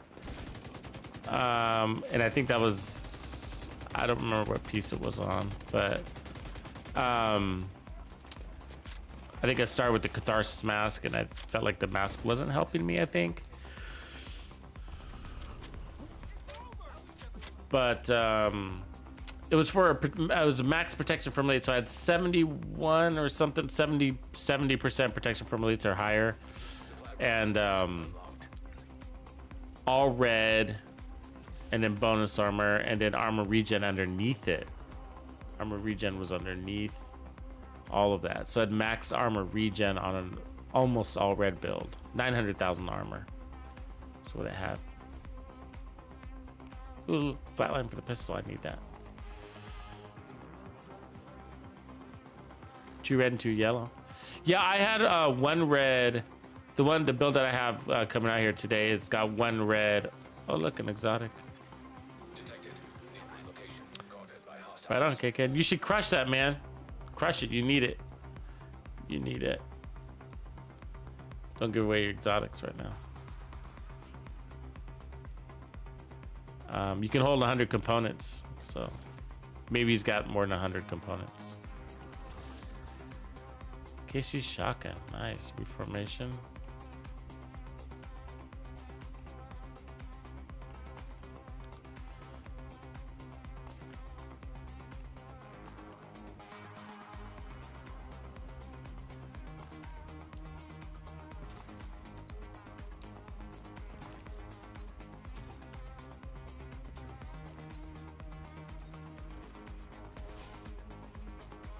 Crush it, Cal.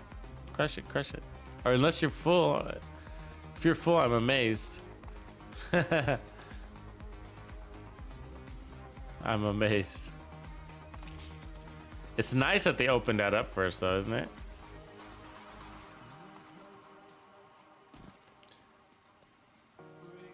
Because exotics were taking up a whole character of mine. Just exotics.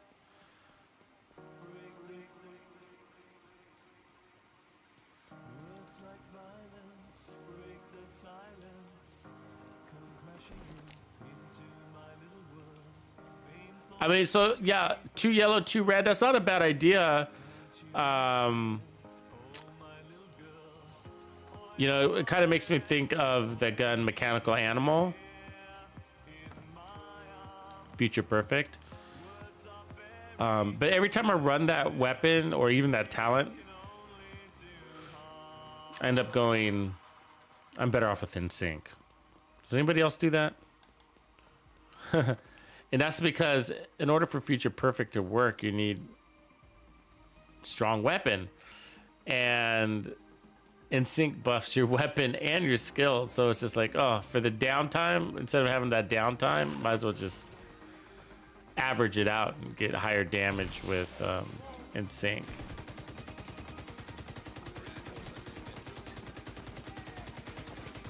Leave less to chance.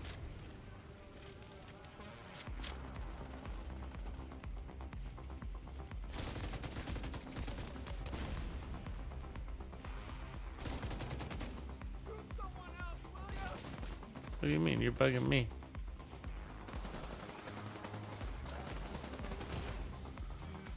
Oh, I hear that stupid thing. Don't you do it. Damn it. I'm gonna blow myself up if I do that, yeah. That's okay, I got good heals.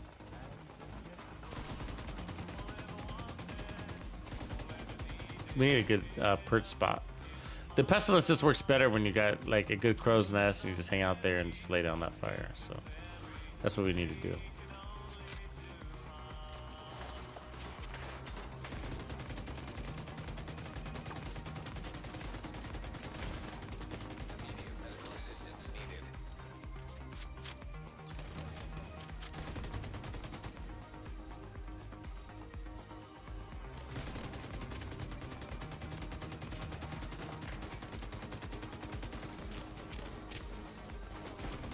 Oh, God. Serious trauma detected.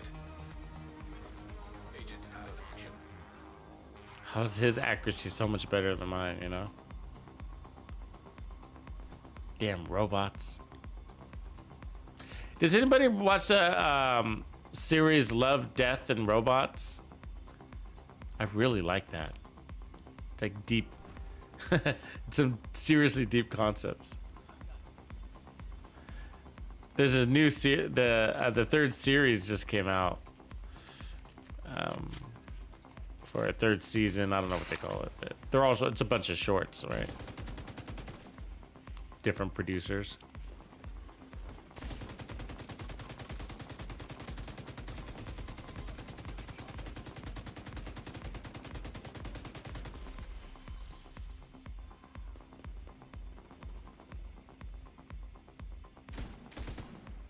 God damn it.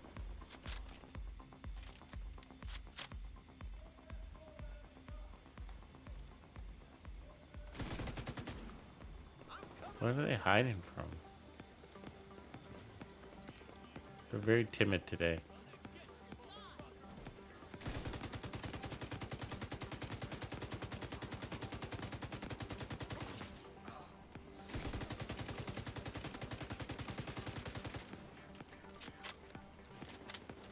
Kind of slow to react.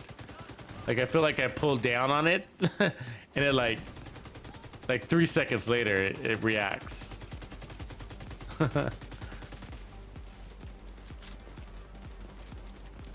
Wasting a lot of rounds in that mid-air because of that.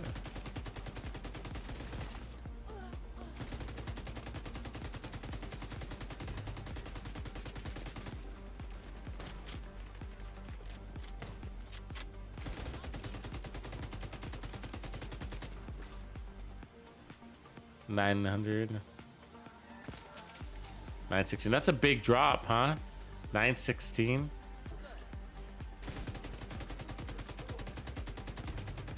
Oh, who's behind this? Shit.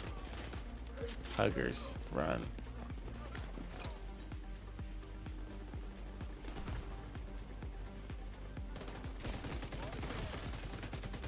Oh, are you serious? Do not run and gun with the Pestilence. I thought I could take a little measly red guy though. You know what I mean? Like, instead I got a kick to the chest.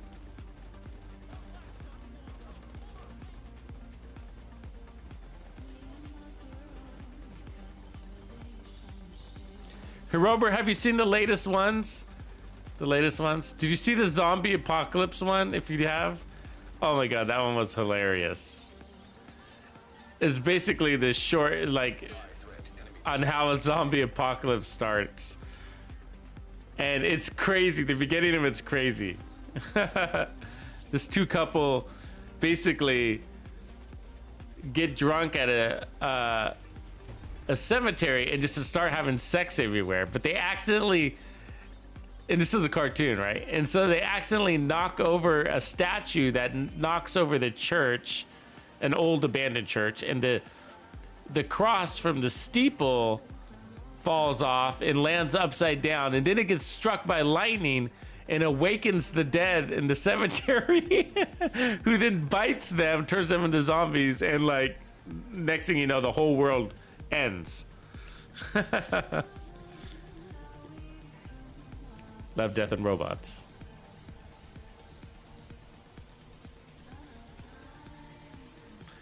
Yeah, Optimus, man. I was hitting him with the fucking LMG, the Pestilence LMG. That's what I was saying. Like, I thought I could take him. Apparently not. I got a boot to the chest from a middle-aged average Joe.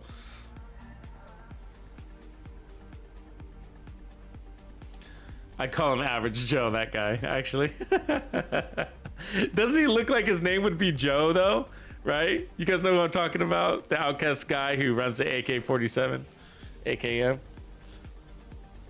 Where's the COVID mask? But he looks like his name would be Joe, I'm pretty sure. I don't know why, he just looks like a Joe.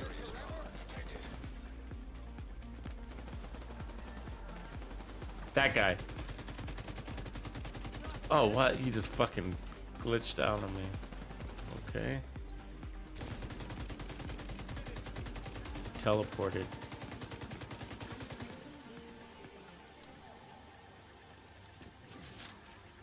I dealt it earlier today. That never happens to me, so you know. I mean, I've been getting deltas in the new game event. Oh, speak of deltas. Haha! That's twice in one day.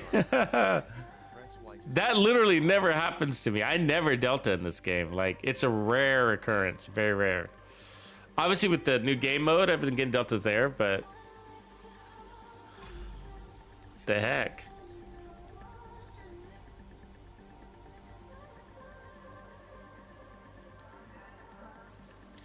Episode on the boat. Oh, you mean the pirate one, Smoking Ninja? The pirate one? With the crazy man-eating... That one was dark. There's some dark ones in there.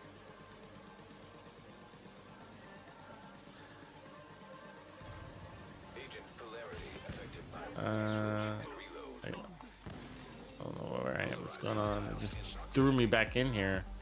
I didn't even choose a character or anything, did I? It just like threw me in here. It's gonna delta me again. You know a delta's coming because the enemies start disappearing. That seems to be the trend with my deltas. Okay, let's not get kicked in the chest again. By Mr. Average Joe.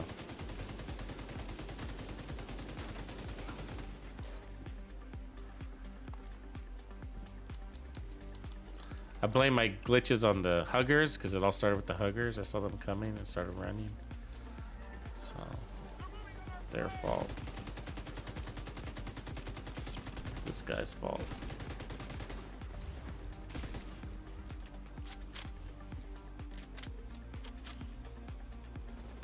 Viking Wolf, you're on a roll. Have you been playing Countdown? We've been getting anything on Countdown? So we just had the reset last night, if you guys didn't realize. So the servers were down for 3 hours for maintenance, of course. So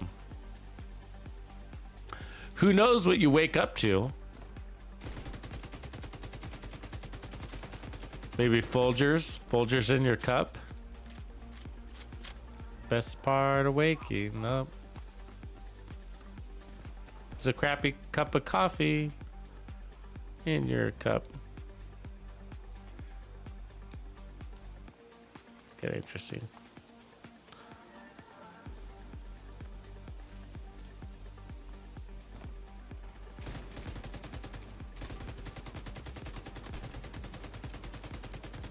Instant coffee is a thing in other parts of the world, though. I think we got snobby about our coffee here, but like when I was living in South America for a while, I mean, they all used dehydrated coffee, instant coffee. You'd go to somebody's house and they'd make you a cup of coffee, and what they would do is just boil water and then basically stir in Folgers. You're like, holy shit, that ain't coffee. I mean, that's how we think about it, right? But if you think about it, Starbucks, what happened to Starbucks Via, right? They tried to bring back dehydrated coffee. Did it work? Did it work? Did you like it? Anybody use Via? I don't know. I'm in a whole different world here in the Pacific Northwest. You know, we're in like Coffee Landia, right? Like Starbucks is just up the road, headquarters, you know. So we might be snobby about our coffee up here, but there's some good fucking coffee here. I mean, come to Portland and just for the coffee. We got some really good coffee houses. High threat. Enemy patrol detected. And you can taste the difference, you know.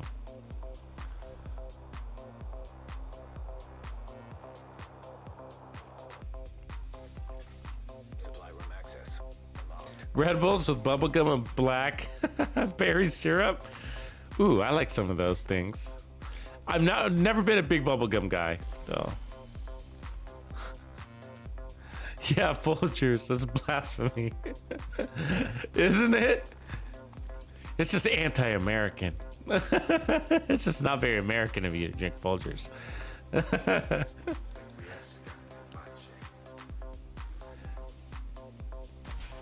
I mean, that's why America's great. We don't drink Folgers.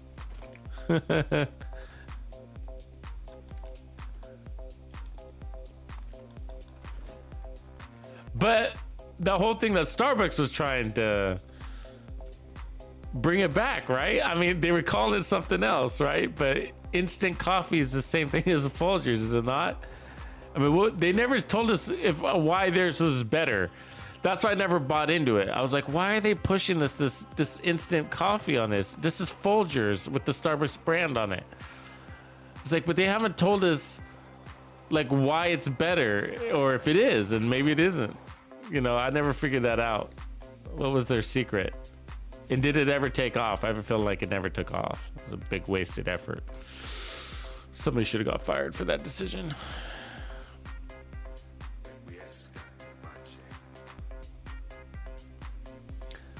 So this build is, I can't even tell if it's working.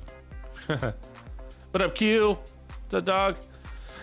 Like, you know what I mean? I can't even tell if this build's working. I mean, I'm just shooting, talking or whatever, but I could say that the very first build that we were running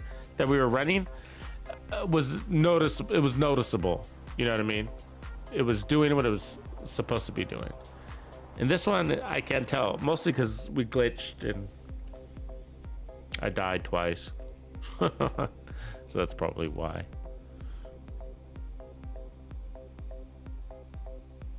Yeah, I do that 511 build. Yeah, it'll be a version 3. I think we're on version 3 now, coming up. I got a new build launching today at 9, so in about an hour and 15 minutes. So that is not that build though. This is a hybrid skill build. It's a Heartbreaker hybrid skill build. So highly requested. People have been waiting for this one. So that's today. And then for the Players Club this week, there's 2 videos today. So one is the Heartbreaker hybrid skill build, and one is how to solo legendary in 1 hour using this said build. And that's a tutorial, checkpoint by checkpoint tutorial. And then I have Slaughter number 2. Slaughter is coming out. Or it's not number 2, it's technically like 2.5. Actually it would be officially 2. Because the other Slaughter updates we had were really like 1.5, right? 1.79 iteration or whatever. But this is a true full update to Slaughter. So, so anyways, I'm thinking, I'm not sure exactly what day, but for Slaughter, but I'm thinking it'd probably be Thursday.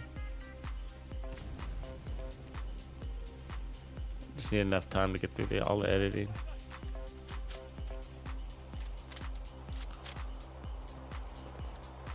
If you guys haven't run Slaughter, the original Slaughter, you should check those ones out. Okay, I don't want to fight these guys. They're wasting my time. Yeah, I'm thinking Thursday, Blake. So it'll be a Players Club build. So, I think you're Bandido to the bone too, aren't you, Blake? If you're Bandido to the bone, then you'll get early access to it, actually.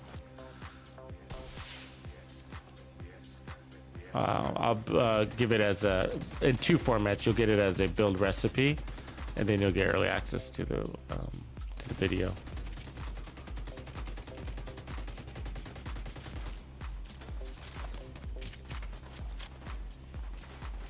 These guys, they're throwing all sorts of grenades at me. I have to like keep moving. Look at these grenades. Are they insane? Ah, come on. That's bullshit. God.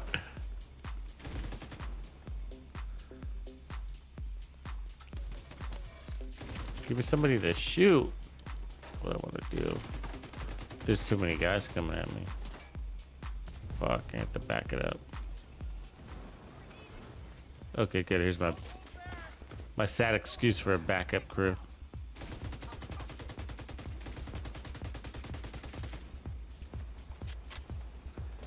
It's hard to believe this build is running weapon handling right now. Does not feel like it.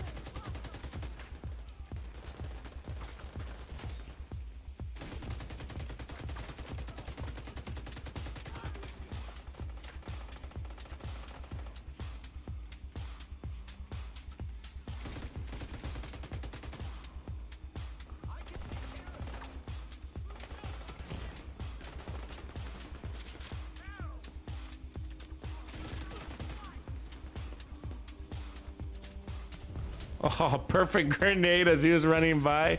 I mean, come on. You see that? You see that?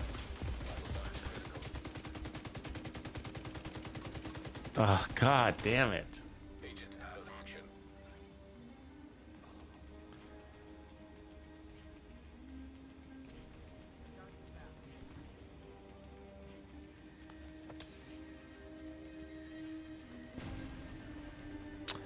Yeah, Wick the Swede, that comes out today if you didn't catch that. Heartbreaker Hybrid releases today. It's actually a big eye-opener. I was really surprised. I wasn't sure. I was hoping, of course. I was hoping it was going to be good, but I was actually really surprised. So here's the thing about Heartbreaker, right? Think about why it's so good. This is why Heartbreaker is so good as a hybrid skill build. So good. So the devs intended Heartbreaker to be a DPS tank build, right? And so in order to add damage, well, they had to add damage to the gear set in order for that to work out, right? But they didn't make the damage dependent on the armor. So, which is why people are running red Heartbreaker builds, because you don't have to have armor to have damage, right? It's just, there's damage is just on stacks. It's just on stack. And so it brings a lot of build diversity. And I think they might have did that on purpose. I don't think it was a mistake, right? It brings a lot of build diversity because it doesn't rely on the bonus armor to get damage. So you can go red, and you can also add 6 skill tiers. So you add 6 skill tiers and you feel just as much as a god to your weapon. You didn't lose any damage whatsoever by running 6 skill tiers, and you still get your bonus armor. Run the, you know. So the build that I have that's coming at you is going to have 1.2 million armor on it, but it brings everything to the table that you need to solo legendary. Self-sufficient healing, top tier skill damage, okay? Now, not a a sad excuse for for skill damage. You're talking 6 skill tiers, the works. I don't want to give any spoilers because the video's gonna drop in an hour, but it's got the works, solo legendary, and I was so powerful. And also because you're running a Heartbreaker, it opens up LMGs to solo legendary, which I've never done before. And so that was surprising. I was like, wow, because these couple of these LMGs are like, wow, like.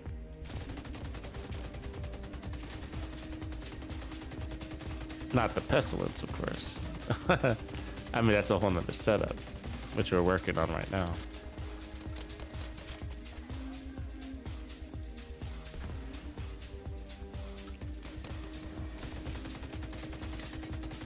So the reasons why this event, like I haven't been paying attention, but the times that I've died, was it because the guy was the opposite colors as me and I wasn't impacting him with my direct hits?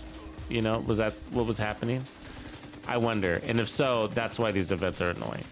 That's my point. There's the point. Oh, really, dude? Please don't hit me with that grenade. Okay, he sucks. I can sit here and chase one guy when I got 30 other guys to kill. So, do you see why these heals are so nice? Like, I don't need to worry about armor kits, you know?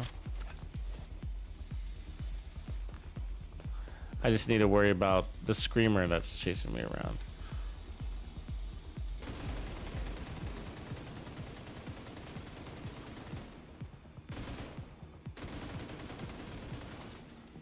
Detecting additional hostile contacts.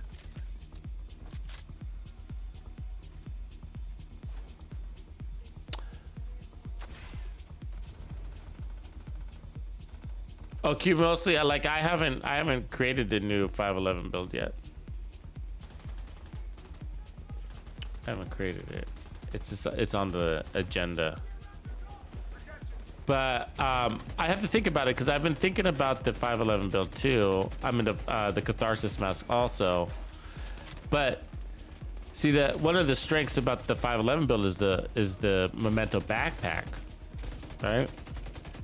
It gives you a skill tier and armor, but that more importantly, it gives you that 30% skill efficiency, which includes repair skills and skill damage.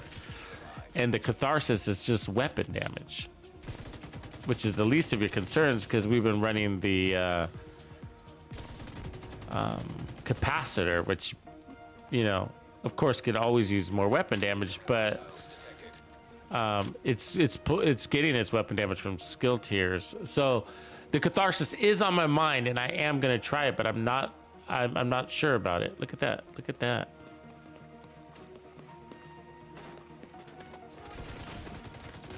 Oh my God! We went down really fast from nothing. Okay, I'm gonna sit here and wait for somebody to get me up. Anybody out there? Anybody out there? Okay, 11 meters. This guy's coming to get me.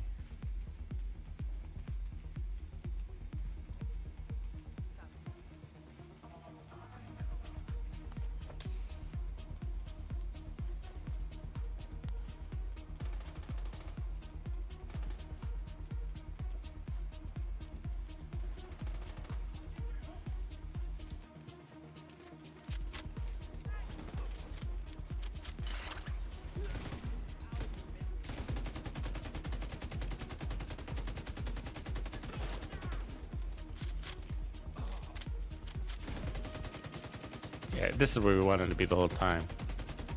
Way up here.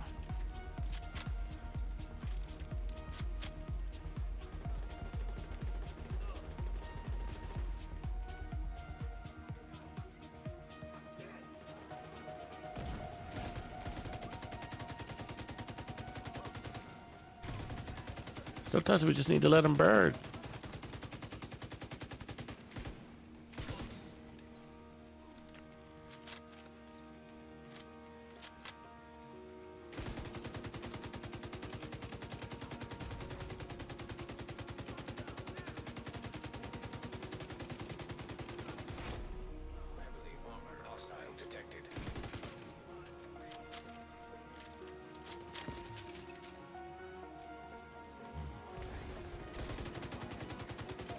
Did you guys see that the apparel event was delayed? I'm sure you caught wind of that. Sorry, I didn't mention it earlier.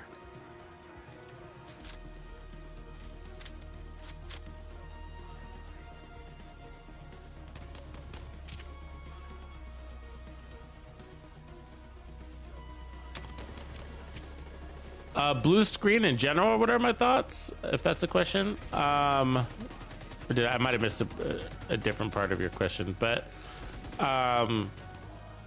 not impressed. Not impressed at all. I gotta say.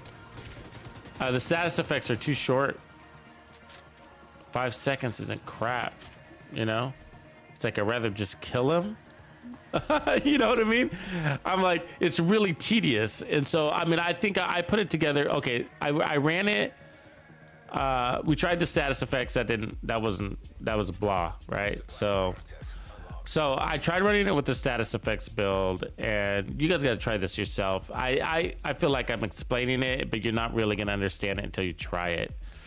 But the thing about the catharsis, I'm sorry, about the blue screen is that it requires you to stack on multiple. You gotta tag enemies, right? That's tedious.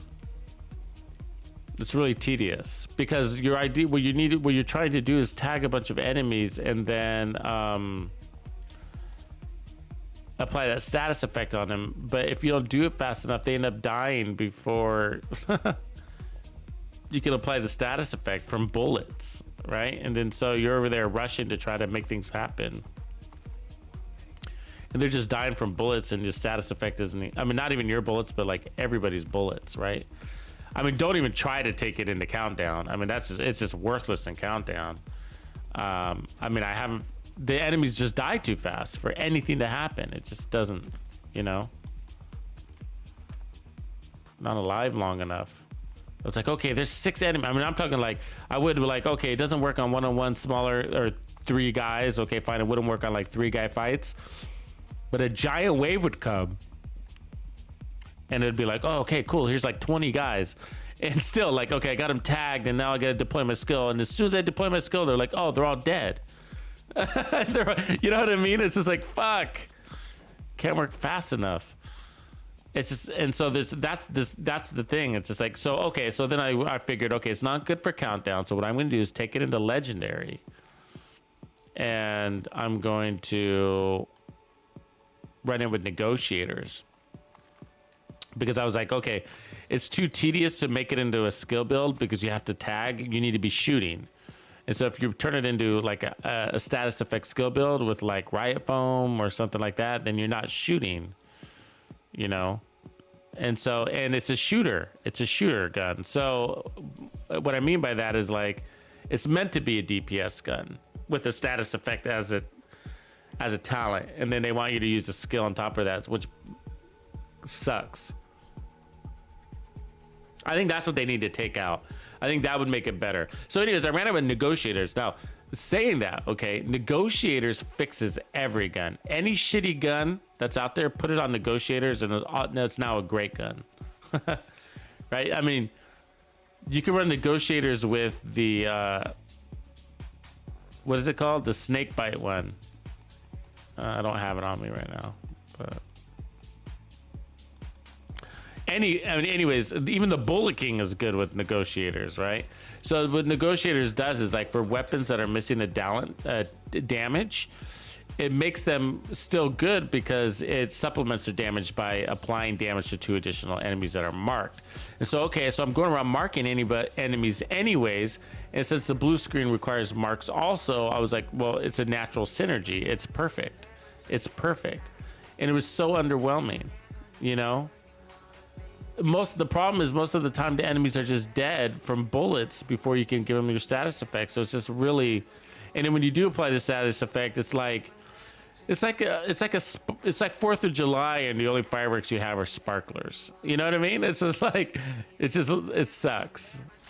It sucks.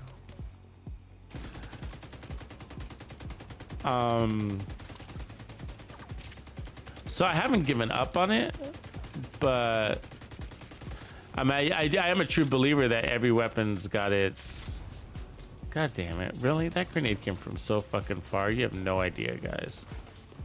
You have no idea how far that grenade was tossed. I saw it coming. And I was thinking, there's no way. God damn it. I was thinking, there's no way that grenade's gonna land by me and then catch me on fire on top of that. And it did.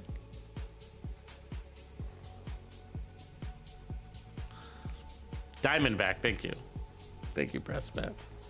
And Fug It. And Optimus. I mean, I was excited about it. The blue screen. And so I was sort of disappointed. Now, the catharsis is borderline disappointing. What do you guys think about the catharsis? I mean, I know you've seen it on a lot of builds, but if you watch it on your own build, watch it. You know what I mean?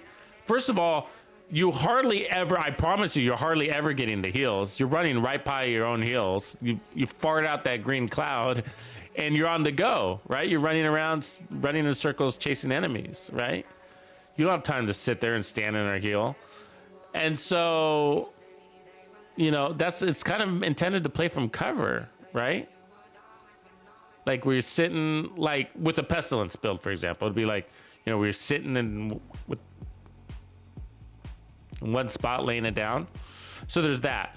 And then, but the 30% weapon damage is just like, man, it's just never there. You're never at the top tier. Like, it's just like, in the times that you are, it's like, for the builds that are like really tanky, where you're literally constantly taking damage. Constantly. Now, there was a build or two that it wasn't bad. Now, I'm not saying I hate it. It's not like the blue screen. It is there, but there are builds where I'm like, I think I'm better off with. I'm probably truly better off with the Coyote's mask. I mean, 25% weapon damage. I'm playing in close. I mean, it's guaranteed, right? And 25% weapon damage is better than 30%. I mean, 25% crit hit damage is better than 30% weapon damage. Plus, it's guaranteed again, right? If they're inside 15 meters, guaranteed. And man, that happens all the time in Countdown game mode, right? And that's not exciting. And so, because it's like, well, the Coyote's mask has been around forever, and we want this to work.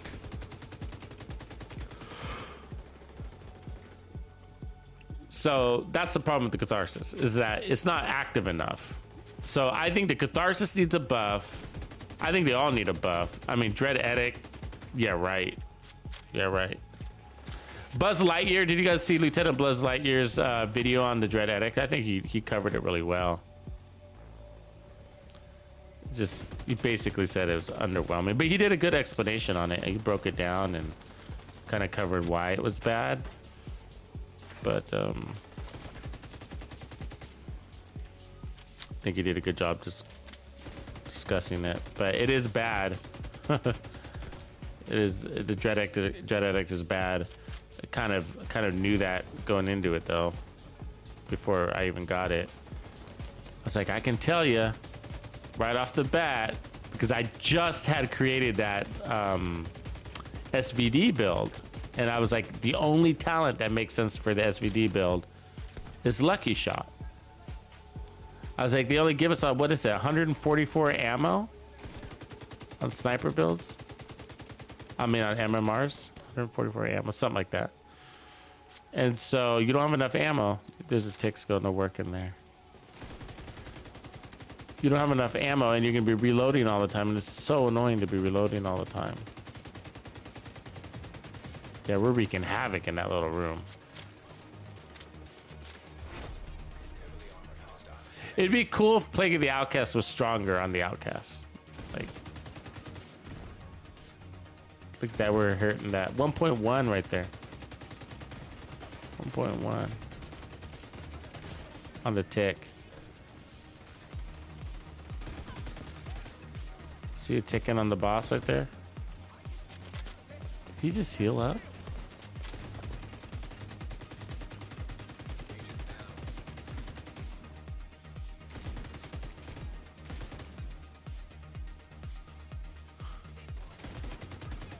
Fucking lawnmower. Trying to get it. It's got the plague.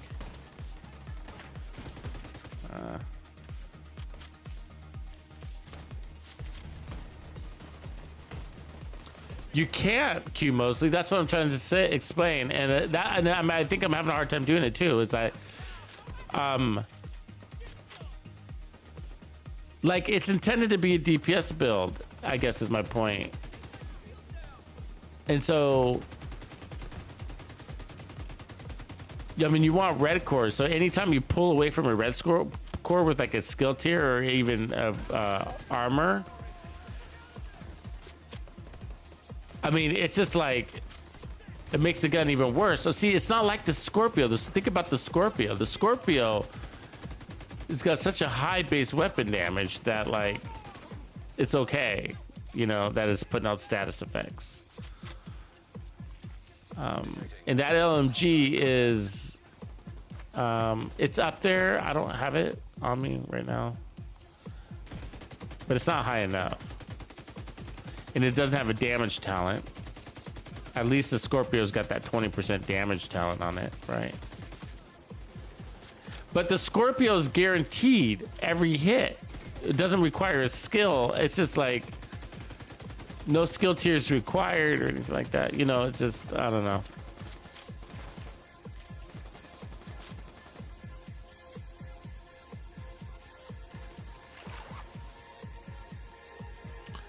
I mean, maybe with the True Patriot, be okay. But you want those, I guess what I'm saying is like, you want those status effects to be passive and constant, right? You want it to be at a reasonable ratio to the amount of shots that you're putting out. And it's not. You got 50 stacks and you're constantly washing yourself of those 50 stacks constantly every time you reload it, if I remember right, or toss a skill. Every time you toss a skill. And so if you don't toss your skill and you keep the enemies stacked at 50, right, then you're wasting your own talent. So you're strongly encouraged to constantly be thrown out of skill so that you can do that. So yeah, and I found that the pulse was a reasonable, the pulse is at about 18 seconds, you know, usually, and so that's about right, you know, the amount of shots and stacks to get to 50, then your pulse will trigger the effect. Otherwise I would drop a hive. You could even drop a reviver hive if you wanted to.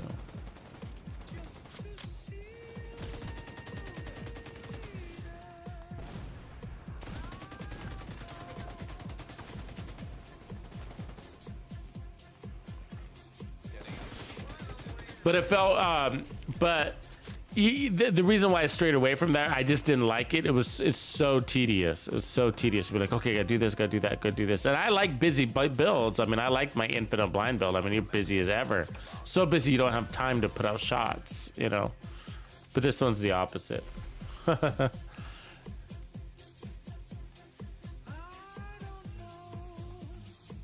kind of interesting. Yeah, I don't know, but I'm not giving up on it. I'm not giving up on him. So the Dread Addict, we're just gonna have to do a merciless code on the Dread Addict, a merciless code on blue screen. And then, and for the Catharsis, you just have to keep your eye on it. On some builds, it's really good. Like that max protection from Elites, a Heartbreaker build I did, that was pretty good on that one, I think. We were taking a lot of damage. And so I think it was cycling through a lot.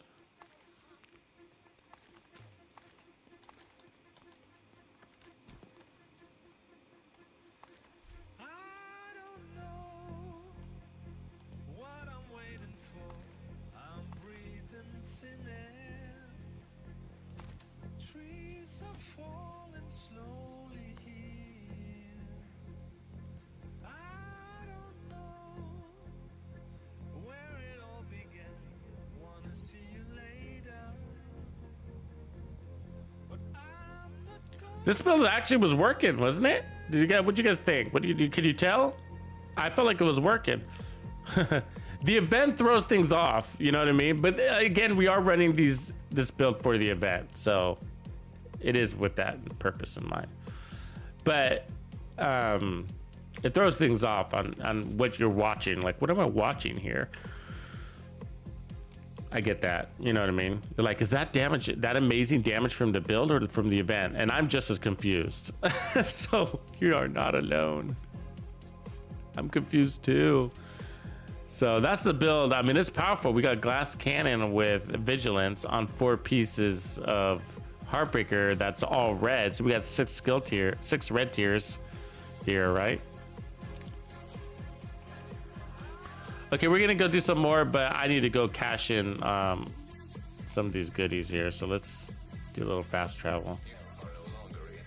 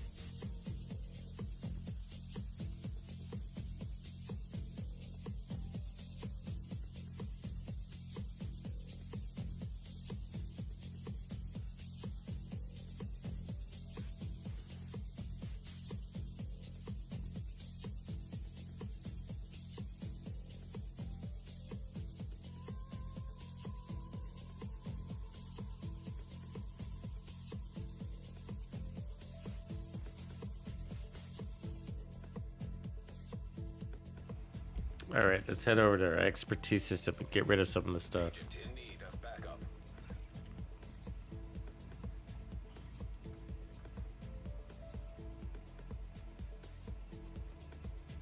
Ratman of Norwich, I am. Not in this morning stream, though. And the reason why is because we have Baby Don't Love Him. Look at that name. I have a premiere that's dropping at 9, and it's actually going to be a big deal. It's going to be a big build. So that's the new build video. And with that is another one. That's a how-to solo legendary, and so I will play later on today though with clan members and the community. So, and yeah, we'll be doing countdown later. But yeah, anybody's welcome to jump in on me right now though. I am playing with clan members now. That's what you meant. Sorry, is that what you meant? I'm confused. Well, these got health on them. We don't like that, do we? I mean, the armor's too low, so that sucks. They look good, but the health is too low. I was thinking that could be cool for a Dread Edict concept, you know? I don't know. They give you bonus armor to Dread Edict. We gotta figure that one out.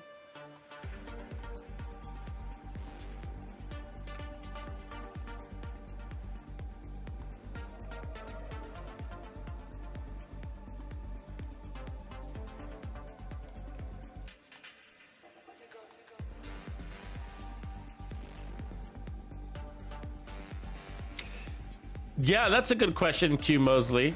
Catharsis all red foundry build. Yeah.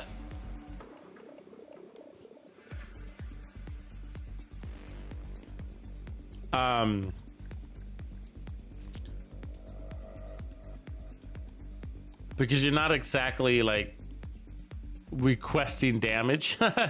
you're willing to accept it, but you're not requesting it, right? So that means the stacks from Catharsis will take longer, because that's what you want to happen, right? You either want it to cycle really fast, so it's like constantly going up, down, up, down, up, down, up, down, up, down. You either want that, or you want it to build up and then to stay. That's the other perfect situation, right?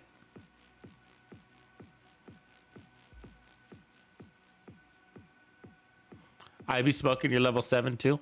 Yeah, I'm fine with level 7. I can do, if I was level 15, I can do anything with it if I wanted to.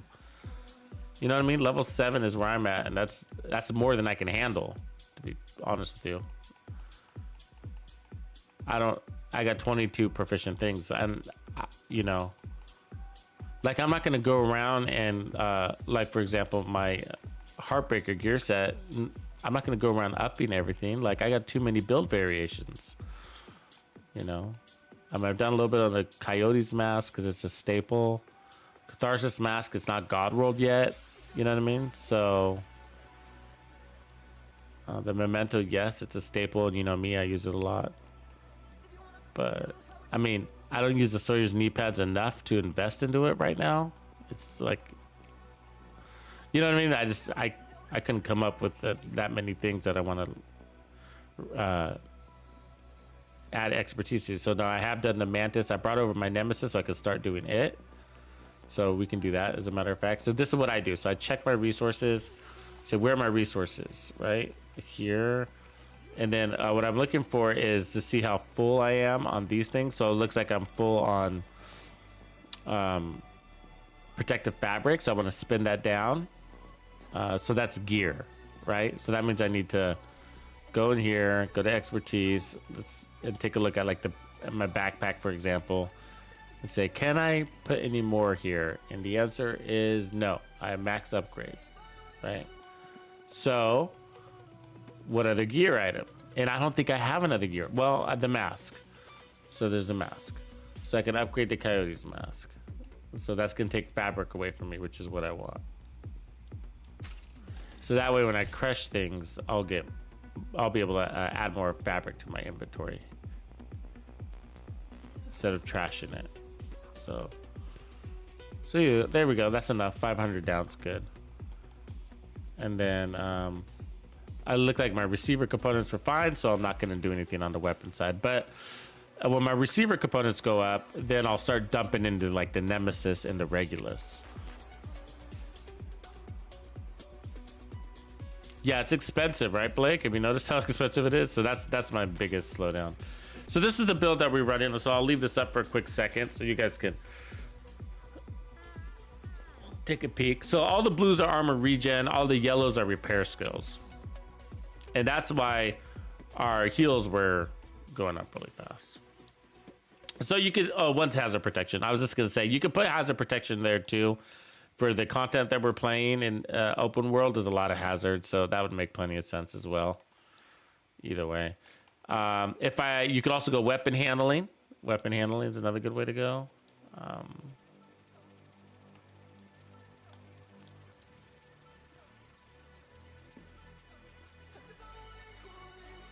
Yeah, the helmets in the past, it's part of the Heartbreaker outfit, that helmet. And then the mask is the actual Heartbreaker mask. It's gangsta, huh, that helmet? I like the lights on it. That's the pulse.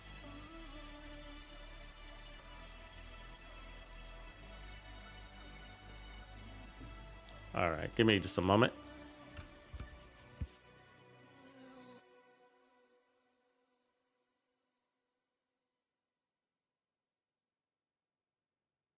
It doesn't hurt me.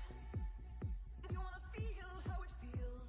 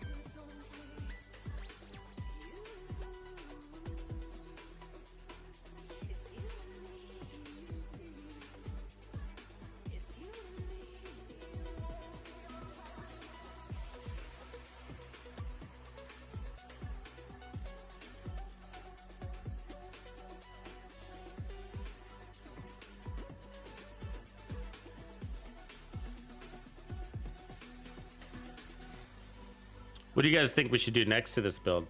Get rid of glass cannon?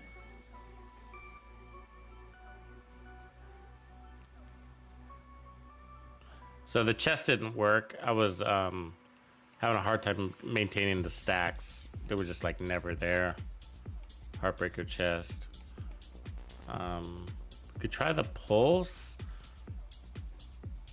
Could try the pulse. I think pulse.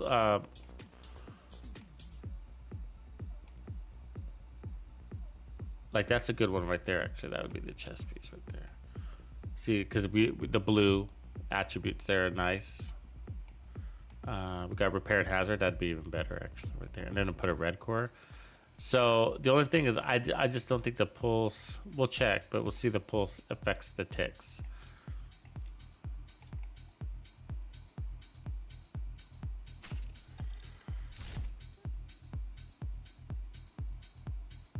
And plus the pulse is targeted, right? Unless I put a pulse skill on, which we'd have to do.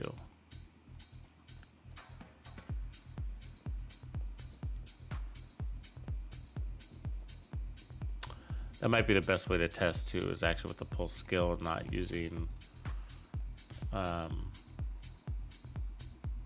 brand. So let's do that. The gear, I mean. So we can put this on, and then just for, we might use it in the real world anyways, but there we go. Because when you have the plague on multiple targets, and you know, and some of them are going to be pulsed and some of them aren't going to be pulsed, and so we need to see if we'll apply the pulse skill in that scenario, but we don't know if spotter is going to buff vigilance. I'm sorry, plague. I mean, we might know. I just don't remember. So he's full. This is what's your tick? So 871. Let's pulse. It does. Wow, it's quite a jump. That's 20% amp right there. This actually look 20% flat damage. That wasn't amplified damage, was it? 20% flat damage. Anybody else see that? Watch. 871, right? Pulse.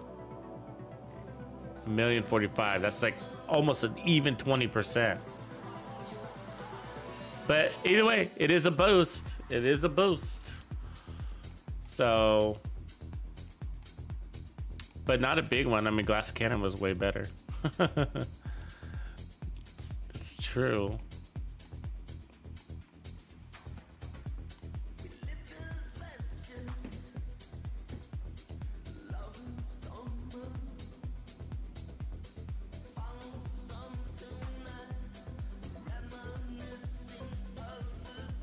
What ideas you guys got out there? Or is are we happy with $1 million? Actually, let's try it with the full stacks and then see what we get. Just we don't know if that's gonna change, so let me do this.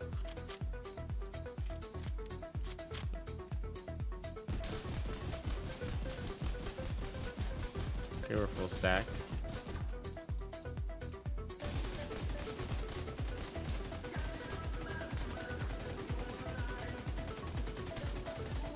Stacked.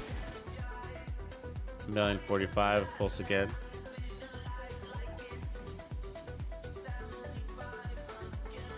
Yeah, so 1,045,000.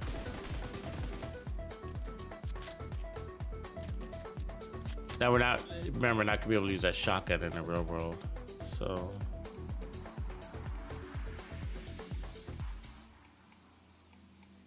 Glass cannon still feels like it makes the best sense.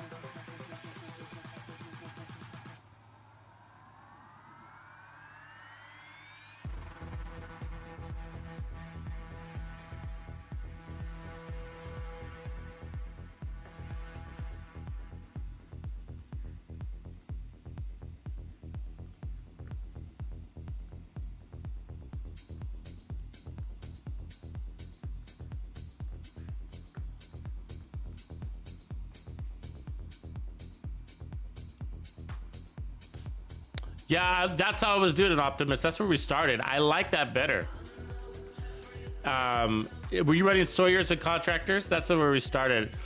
It's, I mean, you're obviously squishier, but I like it better. I mean, you could make a case to drop. We did see that the Sawyers were definitely stronger. Let's try it this way. See what this does.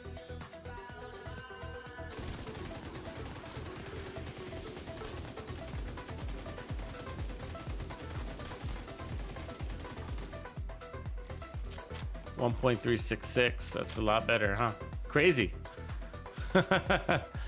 Crazy. That's at the pulse. That's a Uzi Nagetica.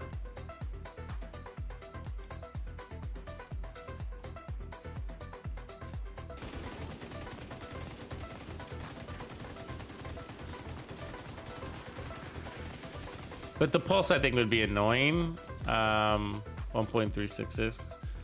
It's better than glass can. I mean, we could say that the Sawyer's knee pads are annoying too. So we could, because you know, are we really gonna be still all the time? Blah blah blah. Let's just pretend that's the case. So then, what we could do is run the Night Watcher, right? See if I have one.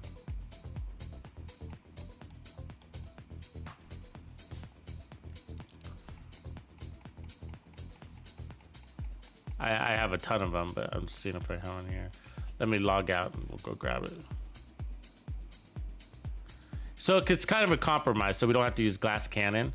I mean, glass cannon isn't bad, you just kind of get used to it, but it's nice to do something different too, because we always do glass cannon with, I always do glass cannon with this gun.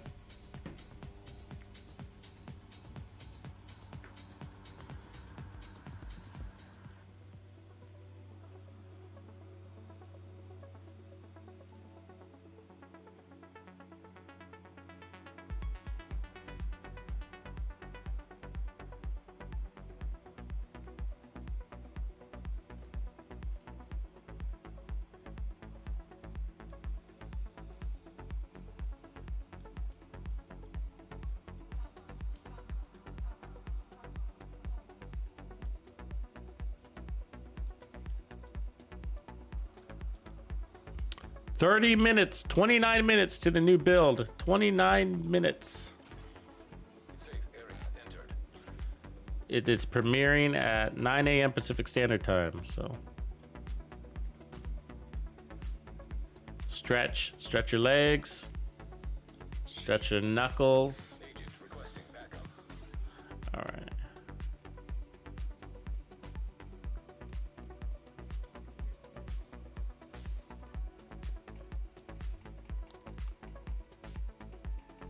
Look at all these Uzinas I'm farming. Look at all those Uzinas, right? Ah! See, this is the shitty part about having multiple characters right now. Like, I don't know where anything is. I mean, I had it all perfectly organized, but, you know, then it got cluttered again, so I got to go back and organize.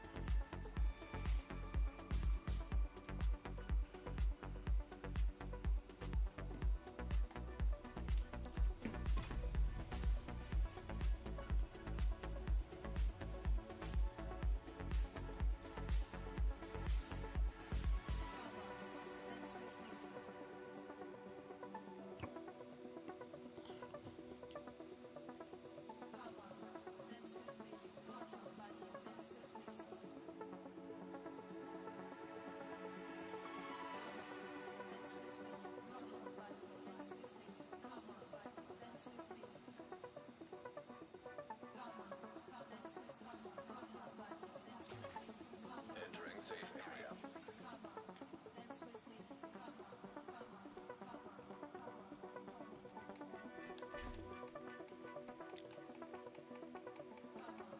See the chill out mask. Oh, they said they fixed the chill out mask. Is it? It's not. Doesn't look fixed to me. So they didn't roll it out. Okay. Good.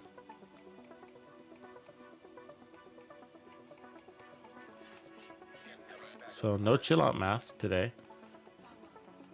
I'm actually excited for the chill out mask. I think it's got some synergies for where I've been avoiding it because it's not working. But I think it'll have some synergies for us.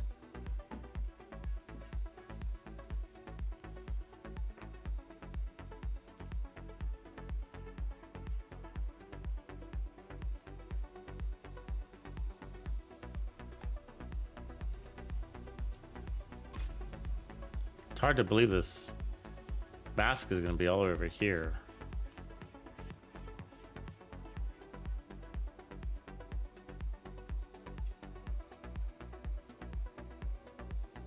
So we're looking for the 100% pulse mask, the Night Watcher.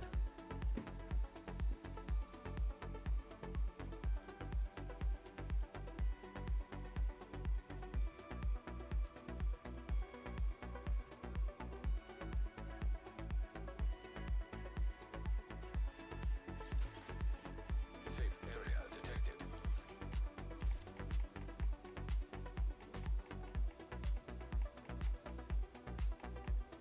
The hell? I got like 3 of these masks, like if not 4. I just went through all my characters.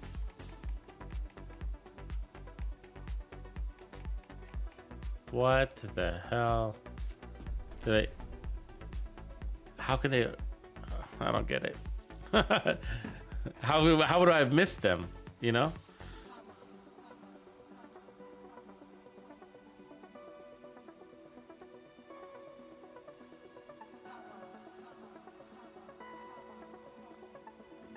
Did I miss a character? Did I accidentally jump one? Oh, I think we started with her and then we went to him. Let's try it again.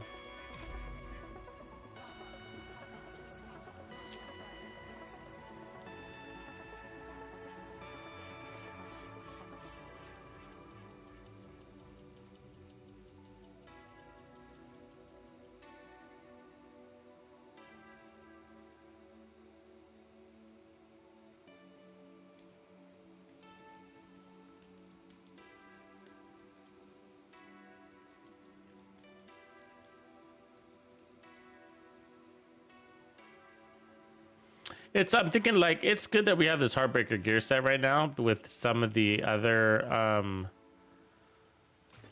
you know, with the other exotics not being so like super hot, you know what I mean? Because like the Dread Addict it's tough. It's gonna be tough for us to find a good build for it, you know. I mean, it'll be a little bit better when they fix the bug, but I mean, if we didn't have Heartbreaker right now, it'd be kind of like, meh. Yeah, there's a blue screen. We were talking about its base weapon damage. It's kind of low, right? I mean,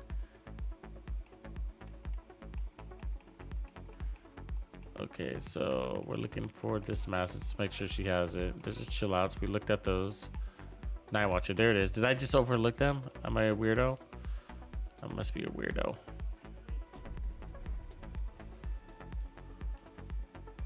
Okay, so a red one is what we need. Okay, so we got that one's good with Hasbro. Armor regen's good. We'll take the armor regen one. They're either of them are good. Actually, we'll take both. Let's look at our chest pieces too. See if we got anything interesting. Petrov, glass cannon, repair skills. Both of those are good. Take those over.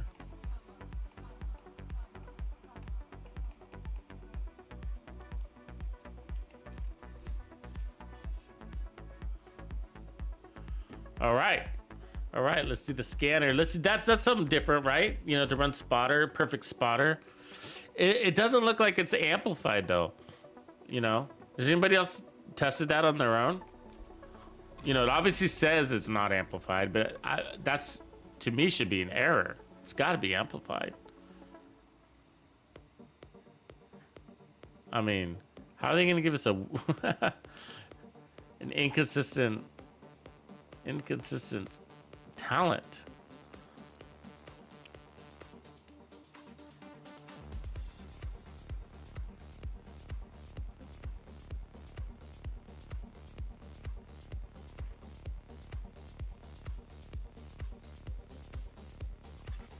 Agent Polarity linked to weapon switching and reloading.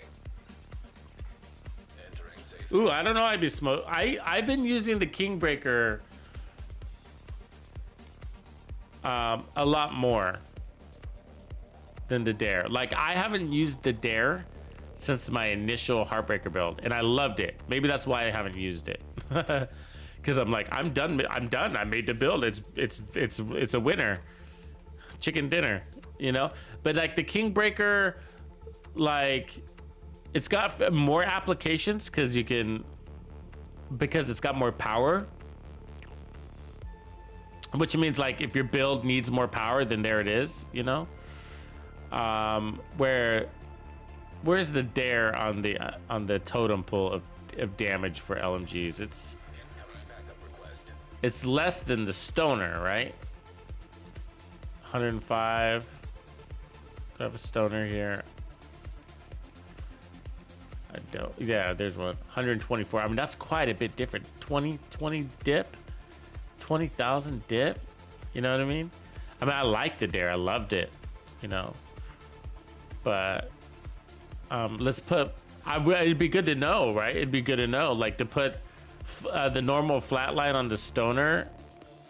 You know, it's got 20,000 base weapon damage. Does it outperform the dare? There's a good chance it does. But there's the RPM. So the RPM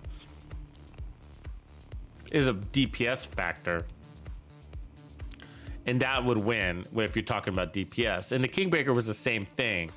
So the AKM versus the Kingbreaker's extra 50 RPMs is makes it a better gun, measured inside the first mag. Look at the rate of fire one that I got. Isn't that nice? 682 rate of fire. Think about it. If the 50 RPM made the Kingbreaker stronger, what about another 40, 32 RPM?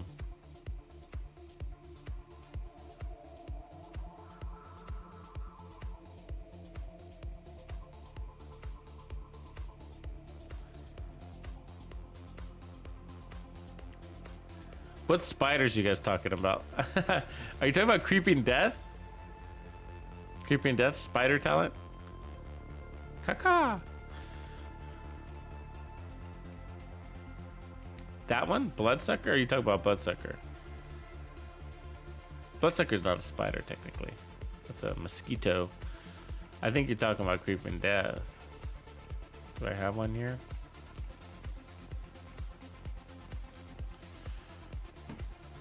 I don't have one.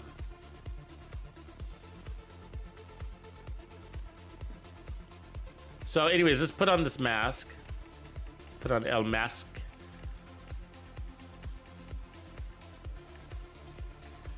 I'm gonna go armor regen.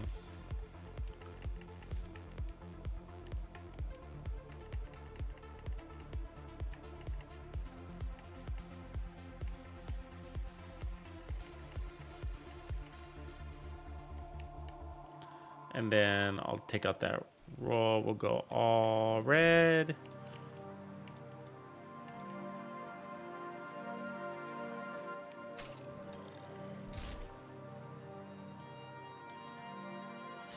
I put flatline on the ACRE. That's the way to go. It felt amazing. But yeah, no, run that flatline on your favorite. And yeah. It does make a difference.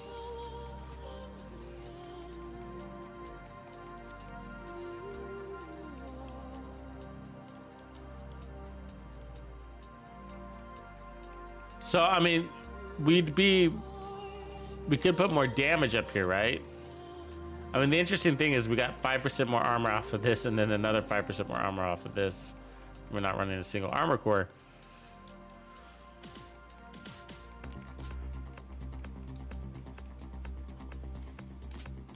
There we go.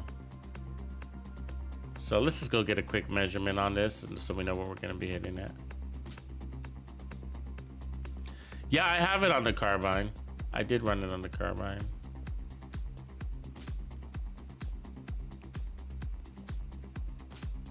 It had its good moments.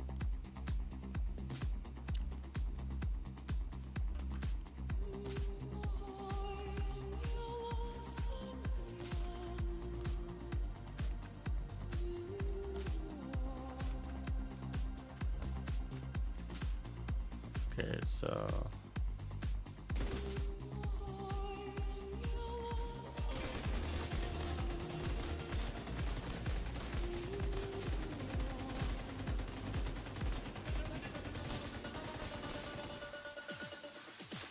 974.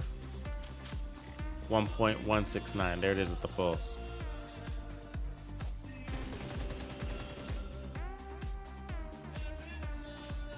It's not bad. Not bad. No glass cannon. I mean, we lost 300,000, but no glass cannon.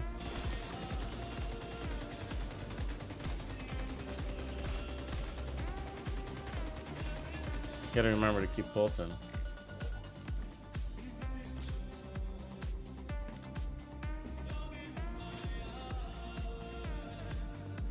Let me show the build for a while, for a sec here. I mean, that's a lot of survivability in there. The crits aren't gonna boost anything, right? But what we could do,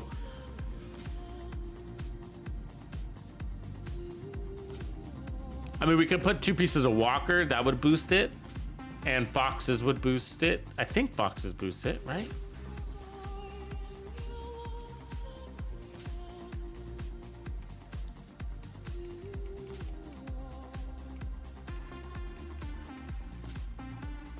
There's only one way to tell.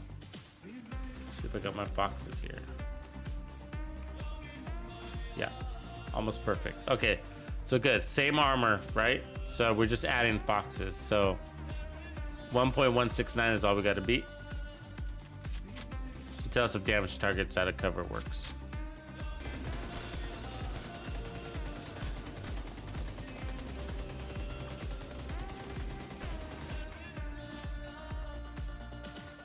.2 it does. So damage to targets out of cover, gave it another 100.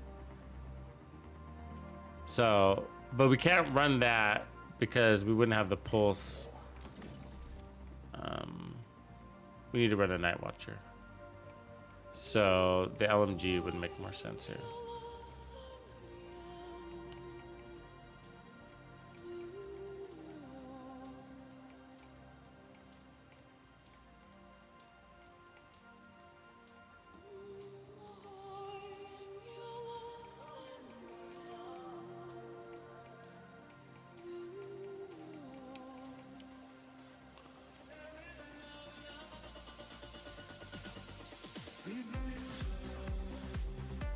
Portugal in the house.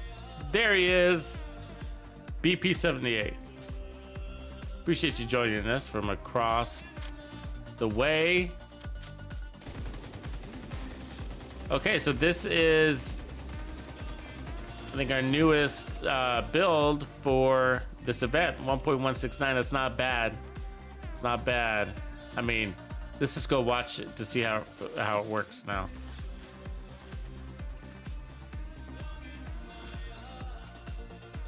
So these are just normal enemies, right? So we'll pick on one.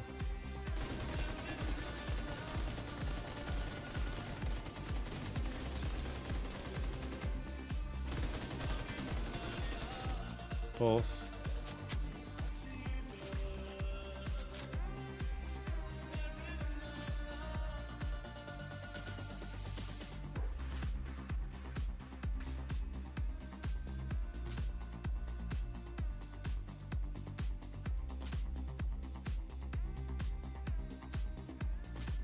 Timed out, you see that?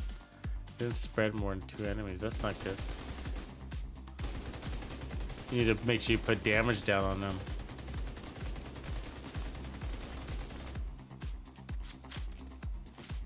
Mike Lazaga, what's up, man? Morning. Morning. In 12 minutes, we got a new build video, and you're all gonna watch it. You just didn't know that yet. 12 minutes, new build video. That's a big one. It's a big one. And then also immediately after that, we have a guide to solo legendary with the new build, which is a Heartbreaker hybrid skill damage build. And I'm going to show you how to solo legendary in 1 hour, within 1 hour. So it took me 1 hour and 8 minutes to solo legendary with the new build. And, you know, you could probably get it below an hour solo if you weren't staring at your gear like I was. Un homme dans une gare isolée, une valise à ses côtés, 2 yeux fixes et froids. That's too bad we can't run like the Link laser pointer. It'd be so cool if they allowed us to modify the mods on these weapons. You know? So let's see, how did we do in our event while we were out there, by the way? We got 10 already stars? That happened, I feel like, really fast, didn't it? And like, we only played a few control points. 10 stars, I feel like is a lot.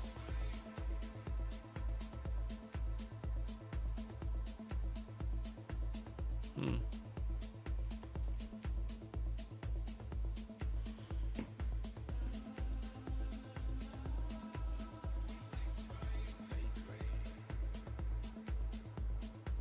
homme dans une gare isolée. So Heartbreaker was sharpshooter and use a scanner drone for the pulse. Deux yeux, X et So the pulse is supposed to be intermittent. Are you saying that the pulse is not intermittent? se tourne pour se cacher. Is that what you're testing, Q? Because it's intermittent, right? It kind of like, there's like moments when it's not activating, right? You're saying like if it's following you, then it's always on?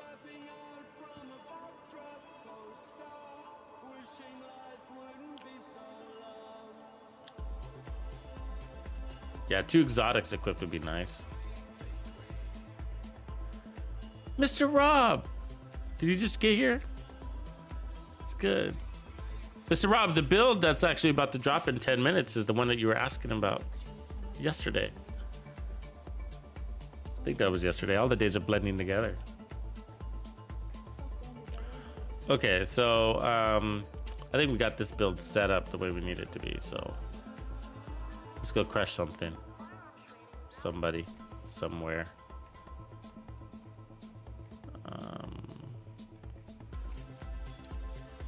Set my control points. I like doing Floody Levy. It's because I can fast travel Tidal Basin, do a quick jog.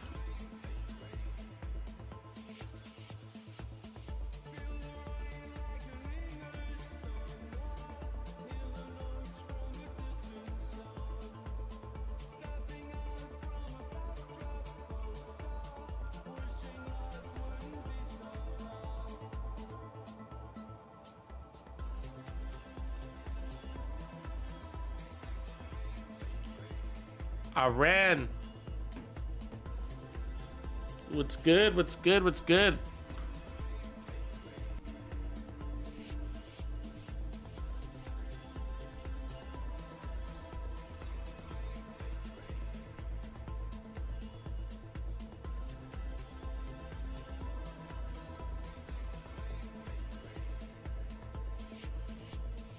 Un homme dans une gare isolée. Une valise à ses côtés. Civilians in distress. Deux yeux, X et froid. Se tourne pour se cacher. Yeah, Q Mosley. If it's working that way, then that's interesting. I'll check that out.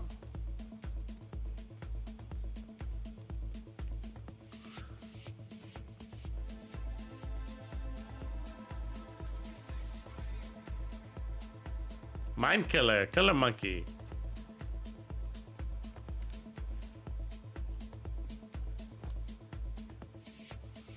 Yeah, I'm glad I got him for the patch. Although, the Catharsis is the only one that I'm really using. But either way, yeah, I'm glad I just don't have to worry about it. Give me time to explore the builds.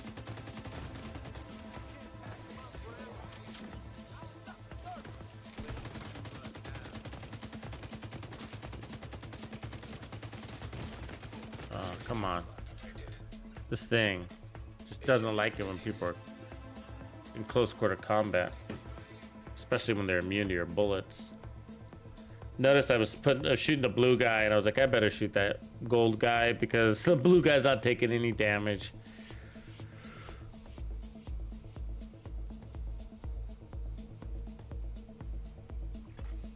It goes live in 7 minutes. 7 minutes.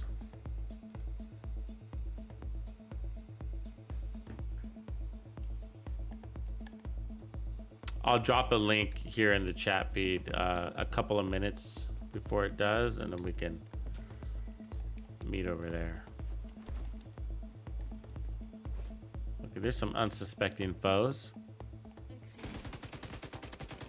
He's the opposite color, but I don't care. I'm gonna pump him full of lead. There we go. Pulse.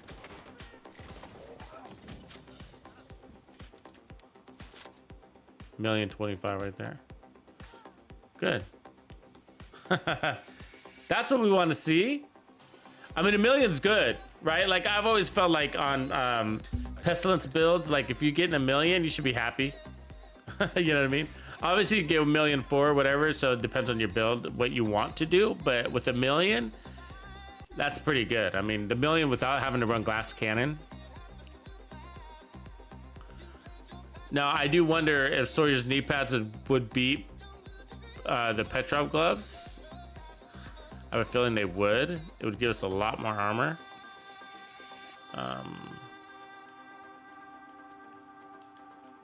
Watch. 990, almost $1 million. Because our mask and our chest give us 10% total armor. So, let's see what that does. I mean, the downside is you have to sit still and look pretty.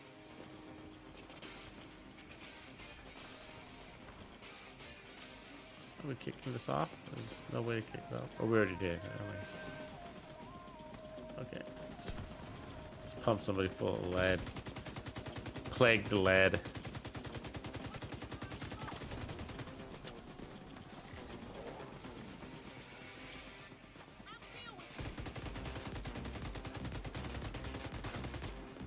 Oh, wow, look at this guy. Brave as hell.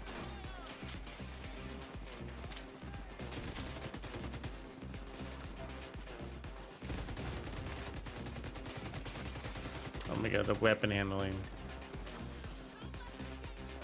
Oh, now we're getting tanked.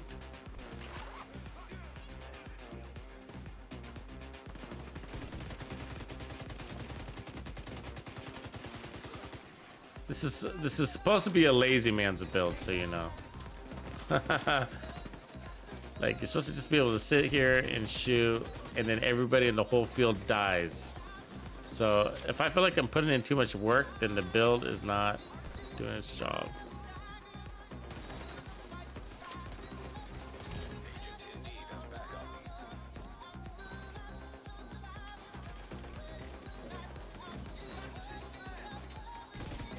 So do you guys think, you know, with all this stuff going on, do you think that the devs secretly buff the enemies? Do you ever think they do that? You know, new gear, and I feel like it's like kind of part of their policy. Like if the enemies get too weak, then it goes against everything the division is like built around, you know? Because it's that enemy difficulty that keeps us kind of engaged. I mean, it doesn't have to, but that's what they've used.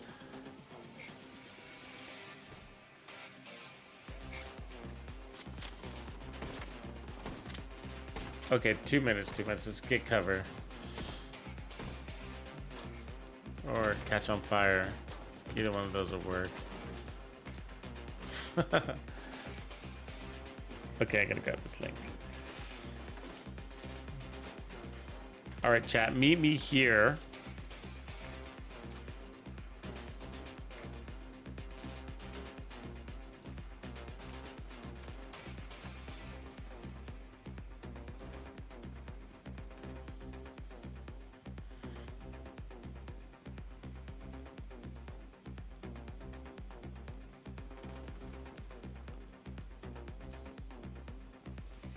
Cool, guys. A new build will be launching in 2 minutes. So I am going to head over there. So I'm going to shut down the stream and head over to the new premiere. And let's watch it together. Support the stream. Go ahead and hit that like when you get over there, too. That'll really help me out, guys. So appreciate you guys chiming in. Hopefully you got some good ideas so far in the rundown. And if you just chimed in a little bit late, we did do the vendor reset walkthrough as well. There is a rock and roll for sale in DZ West if you missed that. And I also have some other recommended items on my channel. In the community tab, I dropped a recommended buy list. But I think the one thing that's worth mentioning is the rock and roll shotgun. It's been pretty handy with the new Heartbreaker gear set. Otherwise, we talked about this Season 9 global event and working on this build. The lazy man's build. You don't have to focus on color. Anyways, we're getting killed. Okay, I'll see you guys over there on the new video. See you in a minute. Tuxedo out.